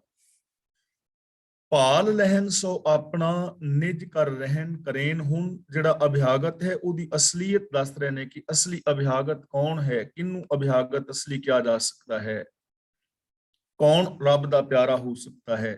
ਭਾਲ ਲਹਿਨ ਸੋ ਆਪਣਾ ਨਿਜ ਘਰ ਰਹਿਣ ਕਰੇ। ਭਾਲ ਲੈਣ ਦਾ ਮਤਲਬ ਲੱਭ ਲੈਂਦੇ ਨੇ, ਰਹਿਣ ਦਾ ਮਤਲਬ ਨਿਵਾਸ। ਘਰ ਦਾ ਇਰਾਰੇ ਨਾਲ ਸਿਹਾਰੀ ਹੈ, ਘਰ ਵਿੱਚ ਯਾਨੀ ਰੱਬ ਵਿੱਚ, ਆਪਣੇ ਅਸਲ ਘਰ ਵਿੱਚ। ਤਾਂ ਉਹ ਅਸਲੀ ਅਭਿਆਗਤ ਨੇ ਜੋ ਆਪਣੇ ਖਸਮ ਪ੍ਰਭੂ ਨੂੰ ਲੱਭਦੇ ਨੇ ਆਪਣੇ ਅੰਦਰੋਂ। ਤੇ ਨਿਜ ਘਰ ਰਹਿਣ ਕਰਨ ਦਾ ਮਤਲਬ ਨਿਜ ਘਰ ਦੇ ਅੰਦਰ ਰਹਿੰਦੇ ਨੇ, ਆਪਣੇ ਰੱਬ ਦੇ ਚਰਨਾਂ ਵਿੱਚ ਟਿਕੇ ਰਹਿੰਦੇ ਨੇ, ਸ਼ੁਭ ਗੁਣਾਂ ਵਿੱਚ ਟਿਕੇ ਰਹਿੰਦੇ ਨੇ, ਜੋ ਆਪਣੇ ਅੰਦਰੋਂ ਰੱਬ ਨੂੰ ਲੱਭਦੇ ਨੇ ਔਰ ਆਪਣੇ ਅੰਤਰ ਆਤਮੇ ਰੱਬੀ ਚਰਨਾਂ ਦੇ ਵਿੱਚ ਟਿਕੇ ਰਹਿੰਦੇ ਨੇ, ਆਪਣੇ ਘਰ ਵਿੱਚ ਟਿਕੇ ਰਹਿੰਦੇ ਨੇ, ਜੋ ਆਪਣੀ ਸੋਚ ਨੂੰ ਸੱਚ ਦੇ ਅੰਦਰ ਟਿਕਾਈ ਰੱਖਦੇ ਨੇ। ਉਹ ਅਸਲੀ ਸਾਧੂ ਨੇ, ਉਹ ਅਸਲੀ ਅਭਿਆਗਤ ਨੇ। ਤੇ ਹੁਣ ਇਸ ਸ਼ਬਦ ਦੀ ਵਿਚਾਰ ਨੂੰ ਵੇਖ ਕੇ ਜੇ ਅਸੀਂ ਆਪਣੇ ਵਾਲੇ ਪਾਸੇ ਇੱਕ ਝਾਤ ਮਾਰ ਕੇ ਵੇਖੀਏ ਤਾਂ ਕਿ ਅਸੀਂ ਵੀ ਕੁਝ ਐਸਾ ਹੀ ਨਹੀਂ ਕਰ ਰਹੇ। ਇਸ ਲਈ ਇਧਰ ਧਿਆਨ ਦੇਣ ਦੀ ਜ਼ਰੂਰਤ ਹੈ। ਪੌੜੀ ਅੰਬਰ ਧਰਤ ਵਿਛੋੜਿਆਂ ਵਿੱਚ ਸੱਚਾ ਅਸਰਾਓ। ਅਸਰਾਓ ਦਾ ਮਤਲਬ ਆਸਰਾ। ਅੰਬਰ ਦਾ ਮਤਲਬ ਆਕਾਸ਼, ਵਿਛੋੜਿਆਂ ਦਾ ਮਤਲਬ ਵਿਛੋੜੇ ਨੇ, ਸੱਚਾ ਦਾ ਮਤਲਬ ਸਦਾ ਕਾਇਮ ਰਹਿਣ ਵਾਲਾ, ਅਸਰਾਓ ਦਾ ਮਤਲਬ ਆਸਰਾ। ਇਹ ਜੋ ਸ੍ਰਿਸ਼ਟੀ ਹੈ, ਧਰਤੀ ਔਰ ਆਕਾਸ਼ ਨੂੰ ਰੱਬ ਨੇ ਵਿਛੋੜਿਆ ਹੈ। ਭਾਵ ਕਿ ਇਸ ਆਕਾਸ਼ ਦੇ ਅੰਦਰ ਜਦੋਂ ਅਸੀਂ ਵੇਖਦੇ ਹਾਂ ਚਾਰ ਚੁਫੇਰੇ ਤਾਂ ਕਿੰਨੇ ਗ੍ਰਹਿ ਨੇ, ਨਕਸ਼ਤਰ, ਤਾਰੇ, ਸਿਆਰੇ, ਸਿਤਾਰੇ ਨੇ। ਇੱਕ ਧਰਤੀ ਜਾਂ ਇੱਕ ਧਰਤੀ ਚੰਦਰਮਾ ਤੋਂ, ਚੰਦਰਮਾ ਸੂਰਜ ਤੋਂ ਕਿੰਨੇ ਕਿੰਨੇ ਦੂਰ ਨੇ। ਆਕਾਸ਼ ਹੈ, ਧਰਤੀ ਹੈ, ਤਾਂ ਵਿੱਚ ਸੱਚਾ ਅਸਰਾਓ ਦਾ ਮਤਲਬ ਇਹਨਾਂ ਦੇ ਦਰਮਿਆਨ ਇੱਕ ਸੱਚਾ ਆਸਰਾ ਹੈ ਜਿਹਦੇ ਆਸਰੇ ਇਹ ਟਿਕੇ ਹੋਏ ਨੇ। ਤੇ ਉਹ ਆਸਰਾ ਕੀ ਹੈ? ਹੁਕਮ, ਕੁਦਰਤ ਦੀ ਨਿਯਮਾਵਲੀ, ਜੋ ਰੱਬੀ ਹੁਕਮ ਜਿਹਨੂੰ ਅਸੀਂ ਕਹਿੰਦੇ ਹਾਂ, ਹੁਕਮ, ਰਜ਼ਾ, ਭਾਣਾ, ਜਾਂ ਲਾ ਆਫ ਨੇਚਰ ਜਾਂ ਕੁਦਰਤ ਦੀ ਨਿਯਮਾਵਲੀ, ਕੋਈ ਵੀ ਸ਼ਬਦ ਜਿਹਦੇ ਨਾਲ ਵੀ ਆਪ ਨੂੰ ਸਮਝ ਆ ਜਾਏ, ਤਾਂ ਗੁਰੂ ਜੀ ਕਹਿੰਦੇ ਨੇ ਪ੍ਰਭੂ ਨੇ ਧਰਤੀ ਆਕਾਸ਼ ਨੂੰ ਵਿਛੋੜਿਆ ਹੈ ਤੇ ਇਹਨਾਂ ਦੇ ਅੰਦਰ ਇੱਕ ਸੱਚਾ ਆਸਰਾ ਹੈ, ਸदैवी ਆਸਰਾ ਹੈ, ਇੱਕ ਨਿਯਮਾਵਲੀ ਹੈ, ਰਜ਼ਾ ਹੈ। ਘਰ ਦਰ ਸਭ ਸੱਚ ਹੈ ਜਿਸ ਵਿੱਚ ਸੱਚਾ ਨਾਉ। ਗੁਰੂ ਜੀ ਕਹਿੰਦੇ ਨੇ ਘਰ ਔਰ ਦਰ, ਹਰ ਹਿਰਦਾ ਔਰ ਹਰ ਸ਼ਰੀਰ, ਇਹ ਸਭ ਸੱਚ ਹੈ, ਪਰ ਸੱਚਾ ਉਹ ਹੈ ਜਿਸ ਵਿੱਚ ਸੱਚਾ ਨਾਉ, ਜਿਸ ਦੇ ਅੰਦਰ ਸੱਚਾ ਨਾਂ ਦਾ ਮਤਲਬ ਰੱਬ ਦੀ ਸੱਚੀ ਸਿਫਤ ਸਲਾਹ ਹੈ। ਜਿਸ ਦਰ ਔਰ ਘਰ ਦੇ ਅੰਦਰ ਸੱਚ ਹੈ ਉਹ ਸੱਚਾ ਹੈ, ਉਹ ਸੱਚਾ ਹੋ ਜਾਂਦਾ ਹੈ, ਉਹ ਸੱਚ ਦਾ ਰੂਪ ਹੋ ਜਾਂਦਾ ਹੈ। ਯਾਨੀ ਇਸ ਸੰਸਾਰ ਦੇ ਅੰਦਰ ਜਿਸ ਸ਼ਰੀਰ ਔਰ ਜਿਸ ਸੋਚ ਦੇ ਅੰਦਰ ਸੱਚ ਹੈ, ਉਹ ਘਰ-ਦਰ, ਉਹ ਸ਼ਰੀਰ, ਉਹ ਸੋਚ ਸੱਚਾ ਹੈ। ਜੇ ਮੈਂਟੈਲਿਟੀ ਵਿੱਚ ਸੱਚ ਹੈ, ਬਿਹੇਵੀਅਰ ਸੱਚ ਹੈ, ਤਾਂ ਫਿਰ ਉਹ ਇਨਸਾਨ ਸੱਚਾ ਹੈ। ਤੇ ਜਿਹਦੀ ਬਿਹੇਵੀਅਰ ਵਿੱਚ ਵੀ ਗੜਬੜ ਹੈ, ਜਿਹਦੀ ਸੋਚ ਵਿੱਚ ਵੀ ਗੜਬੜ ਹੈ, ਉਹ ਇਨਸਾਨ ਝੂਠਾ ਹੈ, ਨਾ ਉਹ ਧਰਮੀ ਹੈ, ਨਾ ਉਹ ਇਨਸਾਨ ਅਖਵਾਉਣ ਦਾ ਹੱਕਦਾਰ ਹੈ। ਸਭ ਸੱਚਾ ਹੁਕਮ ਵਰਤਦਾ, ਗੁਰਮੁਖ ਸੱਚ ਸਮਾਓ। ਗੁਰੂ ਜੀ ਕਹਿੰਦੇ ਨੇ ਸੰਸਾਰ ਦੇ ਅੰਦਰ ਸੱਚਾ ਹੁਕਮ ਵਰਤ ਰਿਹਾ ਹੈ, ਸਿਸਟਮ ਹੈ ਸੱਚਾ, ਇਹਦੇ ਵਿੱਚ ਕੋਈ ਉਕਾਈ ਨਹੀਂ ਹੈ। ਸੱਚਾ ਦਾ ਮਤਲਬ ਪਰਿਪੂਰਨ ਹੈ, ਇਹਦੇ ਵਿੱਚ ਕੋਈ ਊਣਤਾਈ ਨਹੀਂ ਹੈ। ਸਾਰੀ ਜੋ ਕਾਇਨਾਤ ਦੀ, ਸਾਰੇ ਸੰਸਾਰ ਦਾ ਜੋ ਸਿਸਟਮ ਹੈ ਉਹ ਬਿਲਕੁਲ ਪਰਿਪੂਰਨ ਹੈ, ਉੱਥੇ ਕੁਝ ਵੀ ਊਣਤਾਈ ਨਹੀਂ ਹੈ। ਸਿਸਟਮ, ਰੱਬੀ ਹੁਕਮ ਸੱਚਾ ਹੈ, ਸੱਚੇ ਦਾ ਹੁਕਮ ਵਰਤ ਰਿਹਾ ਹੈ। ਗੁਰਮੁਖ ਸੱਚ ਸਮਾਓ, ਸਮਾਓ ਦਾ ਮਤਲਬ ਸਮਾਇਆ ਜਾਂਦਾ ਹੈ, ਲੀਨਤਾ ਹੁੰਦੀ ਹੈ। ਗੁਰਮੁਖ ਦਾ ਮਤਲਬ ਗੁਰੂ ਦੇ ਜ਼ਰੀਏ, ਗੁਰੂ ਦੇ ਦੱਸੇ ਰਾਹਾਂ ਤੇ ਚੱਲ ਕੇ ਸੱਚ ਦੇ ਅੰਦਰ ਲੀਨਤਾ ਹੋ ਜਾਂਦੀ ਹੈ, ਸੱਚ ਦੇ ਅੰਦਰ ਸਮਾਇਆ ਜਾ ਸਕਦਾ ਹੈ, ਰੱਬ ਦਾ ਰੂਪ ਹੋਇਆ ਜਾ ਸਕਦਾ ਹੈ, ਮਨ ਬਚਨ ਕਰਮ ਕਰਕੇ ਸੱਚੇ ਹੋਇਆ ਜਾ ਸਕਦਾ ਹੈ, ਜੇਕਰ ਬੰਦਾ ਗੁਰੂ ਦੀ ਪਾਵਨ ਬਾਣੀ ਤੇ ਅਮਲ ਕਰੇ। ਜਿਹੜਾ ਵੀ ਇੰਪਲੀਮੈਂਟ ਕਰੇਗਾ ਉਹ ਸੱਚ ਦਾ ਰੂਪ ਹੋ ਜਾਏਗਾ। ਪੋਸੀਬਿਲਿਟੀ ਹੈ, ਸੱਚ ਦੇ ਅੰਦਰ ਸਮਾਇਆ ਜਾਂਦਾ ਹੈ, ਸਮਝ ਆ ਜਾਂਦੀ ਹੈ ਗੁਰੂ ਦੇ ਪਾਵਨ ਬਾਣੀ ਰਾਹੀਂ, ਗੁਰੂ ਦੇ ਗਿਆਨ ਰਾਹੀਂ। ਸੱਚਾ ਆਪ ਤਖਤ ਸੱਚਾ, ਬਹਿ ਸੱਚਾ ਕਰੇ ਨਿਆਉ। ਪ੍ਰਭੂ ਆਪ ਵੀ ਸੱਚਾ ਹੈ ਤੇ ਜਿਸ ਤਖਤ ਤੇ ਬਹਿ ਕੇ ਨਿਆਂ ਕਰਦਾ ਹੈ ਉਹ ਤਖਤ ਵੀ ਸੱਚਾ ਹੈ, ਔਰ ਜਿਹੜਾ ਨਿਆਂ ਕਰਨ ਵਾਲਾ ਰੱਬ ਹੈ ਉਹ ਵੀ ਸੱਚਾ ਹੈ। ਹੁਣ ਇਹ ਤਖਤ ਜਿਹੜਾ ਹੈ ਨਾ, ਇੱਥੇ ਭੁਲੇਖਾ ਨਾ ਪਵੇ, ਮਤਾ ਇਹ ਹੋਵੇ ਕਿ ਇਸ ਦੁਨੀਆ ਤੋਂ ਵੱਖਰਾ ਕਿਤੇ ਉੱਤੇ ਤਖਤ ਹੈ ਤੇ ਉਹ ਮਰਨ ਤੋਂ ਬਾਅਦ ਸਾਡਾ ਲੇਖਾ ਜੋਖਾ ਕਰਦਾ ਹੈ, ਨਿਆਂ ਉੱਤੇ ਵੱਖਰਾ ਕਰ ਰਿਹਾ ਹੈ, ਇਹ ਨਹੀਂ ਹੈ। ਸੱਚਾ ਤਖਤ ਕਿਹੜਾ ਹੈ? ਆ ਸਾਰਾ ਜਗਤ। ਦੇਖੋ ਭਾਈ ਸਾਹਿਬ ਸਿੰਘ ਜੀ ਜੋ ਅਰਥ ਕਰ ਰਹੇ ਨੇ, ਮੈਂ ਤੁਹਾਨੂੰ ਪੜ੍ਹ ਕੇ ਸੁਣਾ ਦਿਆਂ ਸੇਮ। ਪ੍ਰਭੂ ਆਪ ਸਦਾ ਇੱਕ ਰਸ ਰਹਿਣ ਵਾਲਾ ਹੈ ਤੇ ਜਗਤ ਰੂਪ ਉਸ ਦਾ ਤਖਤ ਵੀ ਉਸੇ ਦਾ ਸਰੂਪ ਹੈ, ਸੱਚਾ ਹੈ। ਇਸ ਤਖਤ ਉੱਤੇ ਬੈਠ ਕੇ ਉਹ ਅਟਲ ਨਿਆਂ ਕਰ ਰਿਹਾ ਹੈ। ਤਾਂ ਮਨਮੋਹਨ ਸਿੰਘ ਜੀ ਅਰਥ ਕਰ ਰਹੇ ਨੇ, ਸੱਚਾ ਹੈ ਸਵਾਮੀ ਖੁਦ, ਸੱਚਾ ਹੈ ਉਹਦਾ ਰਾਜ ਸਿੰਘਾਸਨ, ਜਿਸ ਉੱਤੇ ਬੈਠ ਕੇ ਉਹ ਸੱਚਾ ਇਨਸਾਫ ਕਰਦਾ ਹੈ। ਤਾਂ ਇਸ ਚੀਜ਼ ਨੂੰ ਹੁਣ ਸਮਝਣਾ ਹੈ ਕਿ ਰੱਬ ਸੱਚਾ ਹੈ, ਤਾਂ ਸਮਝ ਆ ਗਈ। ਤਖਤ ਸੱਚਾ ਦਾ ਮਤਲਬ ਆ ਸੰਸਾਰ, ਜਿਹੜਾ ਸਾਰਾ ਸੰਸਾਰ ਹੈ ਇਹ ਉਹਦਾ ਹੀ ਤਖਤ ਹੈ, ਇਹਨੂੰ ਤਖਤ ਕਹਿ ਰਹੇ ਨੇ। ਆਸਾ ਕੀ ਵਾਰ ਵਿੱਚ ਇਹਨੂੰ ਕੋਠੜੀ ਕਿਹਾ ਸੀ। ਇਹ ਜਗ ਸੱਚੇ ਕੀ ਹੈ? ਕੋਠੜੀ। ਉੱਥੇ ਜਗਤ ਨੂੰ ਕੋਠੜੀ ਕਿਹਾ ਸੀ, ਇੱਥੇ ਜਗਤ ਨੂੰ ਤਖਤ ਕਹਿ ਰਹੇ ਨੇ, ਔਰ ਕਿਤੇ ਜਗਤ ਨੂੰ ਹੀ ਦਰਗਾਹ ਕਹਿੰਦੇ ਨੇ, ਕਿਉਂਕਿ ਇਹਦੇ ਵਿੱਚ ਹੈ ਨਾ, ਇਸ ਜਗਤ ਦੇ ਵਿੱਚ ਬਹਿ ਦਾ ਮਤਲਬ ਬਹਿ ਕੇ, ਵਸ ਕੇ, ਸੰਸਾਰ ਦੇ ਕਣ-ਕਣ ਵਿੱਚ ਸਮਾ ਕੇ ਸੱਚਾ ਨਿਆਂ ਕਰ ਰਿਹਾ ਹੈ। ਬਿਲਕੁਲ ਵੀ ਝੂਠਾ ਨਿਆਂ ਨਹੀਂ ਹੈ, ਸੱਚਾ ਨਿਆਂ ਹੈ। ਜਿਹਾ ਬੀਜੈ ਸੋ ਲੁਣੇ, ਜੇ ਤੁਸੀਂ ਕਣਕ ਬੀਜਦੇ ਹੋ ਤੇ ਕਣਕ ਵੱਢ ਲੈਂਦੇ ਹੋ, ਅੰਗੂਰ ਬੀਜਦੇ ਹੋ ਅੰਗੂਰ, ਕਿੱਕਰ ਬੀਜਦੇ ਹੋ ਕਿੱਕਰ, ਕਿਉਂਕਿ ਸੱਚਾ ਨਿਆਂ ਹੈ, ਸਿਸਟਮ ਸੱਚਾ ਹੈ। ਜੇ ਤੁਸੀਂ ਨੈਗੇਟਿਵ ਸੋਚਦੇ ਹੋ, ਤੁਹਾਡੇ ਅੰਦਰ ਨੈਗੇਟਿਵਿਟੀ ਆ ਜਾਂਦੀ ਹੈ, ਪੋਜ਼ਿਟਿਵ ਸੋਚਦੇ ਹੋ ਪੋਜ਼ਿਟਿਵਿਟੀ, ਇਹ ਸੱਚਾ ਸਿਸਟਮ ਹੈ ਪੂਰੇ ਦਾ ਪੂਰਾ। ਨਿਆਂ ਹੋ ਰਿਹਾ ਹੈ, ਬੇਨਿਆਈ ਨਹੀਂ ਹੈ। ਯਾਨੀ ਇਹ ਹੁਕਮ ਰੂਪ ਜਿਹੜਾ ਨਿਆਂ ਹੈ ਬਿਲਕੁਲ ਸੱਚਾ ਹੈ, ਨਿਰਵੈਰ ਹੈ, ਕਿਸੇ ਦੇ ਨਾਲ ਕੋਈ ਵੈਰ ਨਹੀਂ ਹੈ। ਸਭ ਸੱਚੋ ਸੱਚ ਵਰਤਦਾ, ਗੁਰਮੁਖ ਅਲਖ ਲਖਾਈ। ਅਲਖ ਦਾ ਮਤਲਬ ਜਿਹਦਾ ਕੋਈ ਚਿਹਨ ਚੱਕਰ ਨਹੀਂ, ਲਖਾਈ ਦਾ ਮਤਲਬ ਦਿਸਦਾ, ਸਮਝਣਾ, ਦਿਸਣਾ, ਵੇਖਣਾ। ਗੁਰੂ ਜੀ ਕਹਿੰਦੇ ਨੇ ਸਭ ਸੱਚੋ ਸੱਚ ਵਰਤਦਾ, ਚਾਰ ਚੁਫੇਰੇ ਸੱਚ ਹੀ ਸੱਚ ਵਰਤ ਰਿਹਾ ਹੈ, ਰੱਬ ਹੀ ਰੱਬ ਹੈ। ਚਾਰ ਚੁਫੇਰੇ ਸੱਚ ਹੀ ਸੱਚ ਵਰਤ ਰਿਹਾ ਹੈ, ਰੱਬ ਤੋਂ ਬਿਨਾ ਕੁਛ ਨਹੀਂ ਹੈ। ਲੇਕਿਨ ਦਿਸਦਾ ਕਿਉਂ ਨਹੀਂ, ਸਮਝ ਕਿਉਂ ਨਹੀਂ ਪੈਂਦੀ? ਕਿਵੇਂ ਸਮਝ ਪਵੇ, ਕਿਵੇਂ ਸੱਚ ਦੇ ਨਾਲ ਜੁੜੀਏ, ਕਿਵੇਂ ਸੱਚ ਦੀ ਸਮਝ ਆਵੇ? ਗੁਰਮੁਖ ਅਲਖ ਲਖਾਈ, ਗੁਰੂ ਦੇ ਜ਼ਰੀਏ, ਗੁਰੂ ਦੇ ਜ਼ਰੀਏ ਸਾਰਿਆਂ ਦੇ ਅੰਦਰ ਰੱਬ ਦਿਸ ਪੈਂਦਾ। ਘਰ ਘਾਟ ਤਿਆਗਣ ਦੀ ਲੋੜ ਨਹੀਂ, ਅਭਿਆਗਤ ਬਣਨ ਦੀ ਲੋੜ ਨਹੀਂ ਹੈ, ਤਪਸਵੀ ਬਣਨ ਦੀ ਲੋੜ ਨਹੀਂ ਹੈ। ਗੁਰਮੁਖ ਅਲਖ ਲਖਾਈ, ਗੁਰੂ ਦੇ ਦੱਸੇ ਰਾਹਾਂ ਤੇ ਚੱਲ ਕੇ ਹਰ ਹਿਰਦੇ ਦੇ ਅੰਦਰ ਪ੍ਰਭੂ ਨਜ਼ਰੀ ਪੈ ਜਾਂਦਾ ਹੈ। ਪਰ ਘਰ ਭੋਜਨ ਕਰਨ ਦੀ ਲੋੜ ਨਹੀਂ, ਭੇਖ ਕਰਨ ਦੀ ਲੋੜ ਨਹੀਂ, ਤਪੱਸਿਆਵਾਂ ਕਰਨ ਦੀ ਲੋੜ ਨਹੀਂ ਹੈ, ਅੰਦਰ ਸੱਚ ਨੂੰ ਵੇਖਣ ਦੀ ਲੋੜ ਹੈ। ਚਾਰ ਚੁਫੇਰੇ ਪਸਰੇ ਹੋਏ ਸੱਚ ਨੂੰ ਜਾਣਨ ਦੀ ਲੋੜ ਹੈ, ਤੇ ਉਹ ਸੱਚ ਨੂੰ, ਉਸ ਸਿਸਟਮ ਨੂੰ, ਉਸ ਕੁਦਰਤ ਦੇ ਅੰਦਰ ਵਸਦੇ ਕਰਤੇ ਨੂੰ ਗੁਰੂ ਗਿਆਨ ਰਾਹੀਂ ਸਮਝ ਪਾਵਾਂਗੇ। ਗੁਰੂ ਗਿਆਨ ਰਾਹੀਂ ਸਾਨੂੰ ਵਿਵੇਕ ਬੁੱਧ ਮਿਲੇਗੀ, ਕਾਮਨ ਸੈਂਸ ਮਿਲੇਗੀ, ਤੇ ਫਿਰ ਆ ਸਾਰਾ ਜਗਤ ਹੀ ਰੱਬ ਦਾ ਰੂਪ ਨਜ਼ਰੀ ਪਵੇਗਾ। ਫਿਰ ਉੱਤੇ ਕਿਸੇ ਤਖਤ ਤੇ ਨਹੀਂ, ਐਸੇ ਤਖਤ ਦੇ ਉੱਤੇ ਬੈਠਾ ਹੀ ਨਿਆਂ ਕਰਦਾ ਦਿਸੇਗਾ। ਔਰ ਜਦੋਂ ਸੱਚ ਨੂੰ ਅੰਦਰ ਵਸਾ ਲੋਗੇ, ਤੁਹਾਡਾ ਹਿਰਦਾ ਮੀਨਸ ਤੁਹਾਡੀ ਮੈਂਟੈਲਿਟੀ, ਤੁਹਾਡੀ ਸੋਚ ਰੱਬ ਦਾ ਤਖਤ ਬਣ ਜਾਏਗੀ। ਔਰ ਉਸ ਤਖਤ ਦੇ ਉੱਤੇ ਸੱਚ ਬਹਿ ਜਾਏਗਾ ਸੋਚ ਦੇ ਉੱਤੇ, ਤੇ ਤੁਹਾਡੀ ਜੋ ਸੋਚ ਹੈ ਉਹ ਵੀ ਫਿਰ ਸੱਚੇ ਫੈਸਲੇ ਕਰੇਗੀ। ਗੁਰੂ ਜੀ ਰਹਿਮਤ ਔਰ ਬਖਸ਼ਿਸ਼ ਕਰਨ ਕਿ ਅਸੀਂ ਗੁਰੂ ਜੀ ਦੀ ਪਾਵਨ ਬਾਣੀ ਨੂੰ ਪੜ੍ਹੀਏ, ਸਮਝੀਏ, ਵਿਚਾਰੀਏ ਔਰ ਗੁਰਬਾਣੀ ਮੁਤਾਬਕ ਜ਼ਿੰਦਗੀ ਜੀ ਕੇ ਆਪਣੇ ਜੀਵਨ ਨੂੰ ਸਫਲ ਔਰ ਸੁਚੱਜਾ ਕਰਨ ਦਾ ਯਤਨ ਕਰੀਏ। ਤਾਂ ਅੱਜ ਦੀ ਵਿਚਾਰ ਮੈਂ ਇੱਥੇ ਸਮਾਪਤ ਕਰਦਾ ਜੀ। ਅੱਜ ਦੀ ਇਸ ਵਿਚਾਰ ਵਿੱਚ ਜੇ ਕਿਸੇ ਵੀਰ ਭੈਣ ਦਾ ਕੋਈ ਸਵਾਲ ਹੈ ਤਾਂ ਉਹ ਆਪ ਸਵਾਲ ਕਰ ਸਕਦੇ ਹੋ। ਔਰ ਅੱਜ ਦੀ ਇਸ ਵਿਚਾਰ ਬਾਰੇ ਜੇ ਕਿਸੇ ਵੀਰ ਭੈਣ ਨੇ ਆਪਣੇ ਵਿਚਾਰ ਦੇਣੇ ਨੇ ਤਾਂ ਆਪਣੇ ਵਿਚਾਰ ਦੇ ਸਕਦੇ ਹੋ। ਅਨਮਿਊਟ ਹੋ ਜਾਓ। ਅਗਲੀ ਕਾਰਵਾਈ ਕਲਾਸ ਦੀ ਵੀਰ ਤਰਲੋਚਨ ਸਿੰਘ ਜੀ ਕਰ ਰਹੇ ਹਨ। ਵਾਹਿਗੁਰੂ ਜੀ ਕਾ ਖਾਲਸਾ, ਵਾਹਿਗੁਰੂ ਜੀ ਕੀ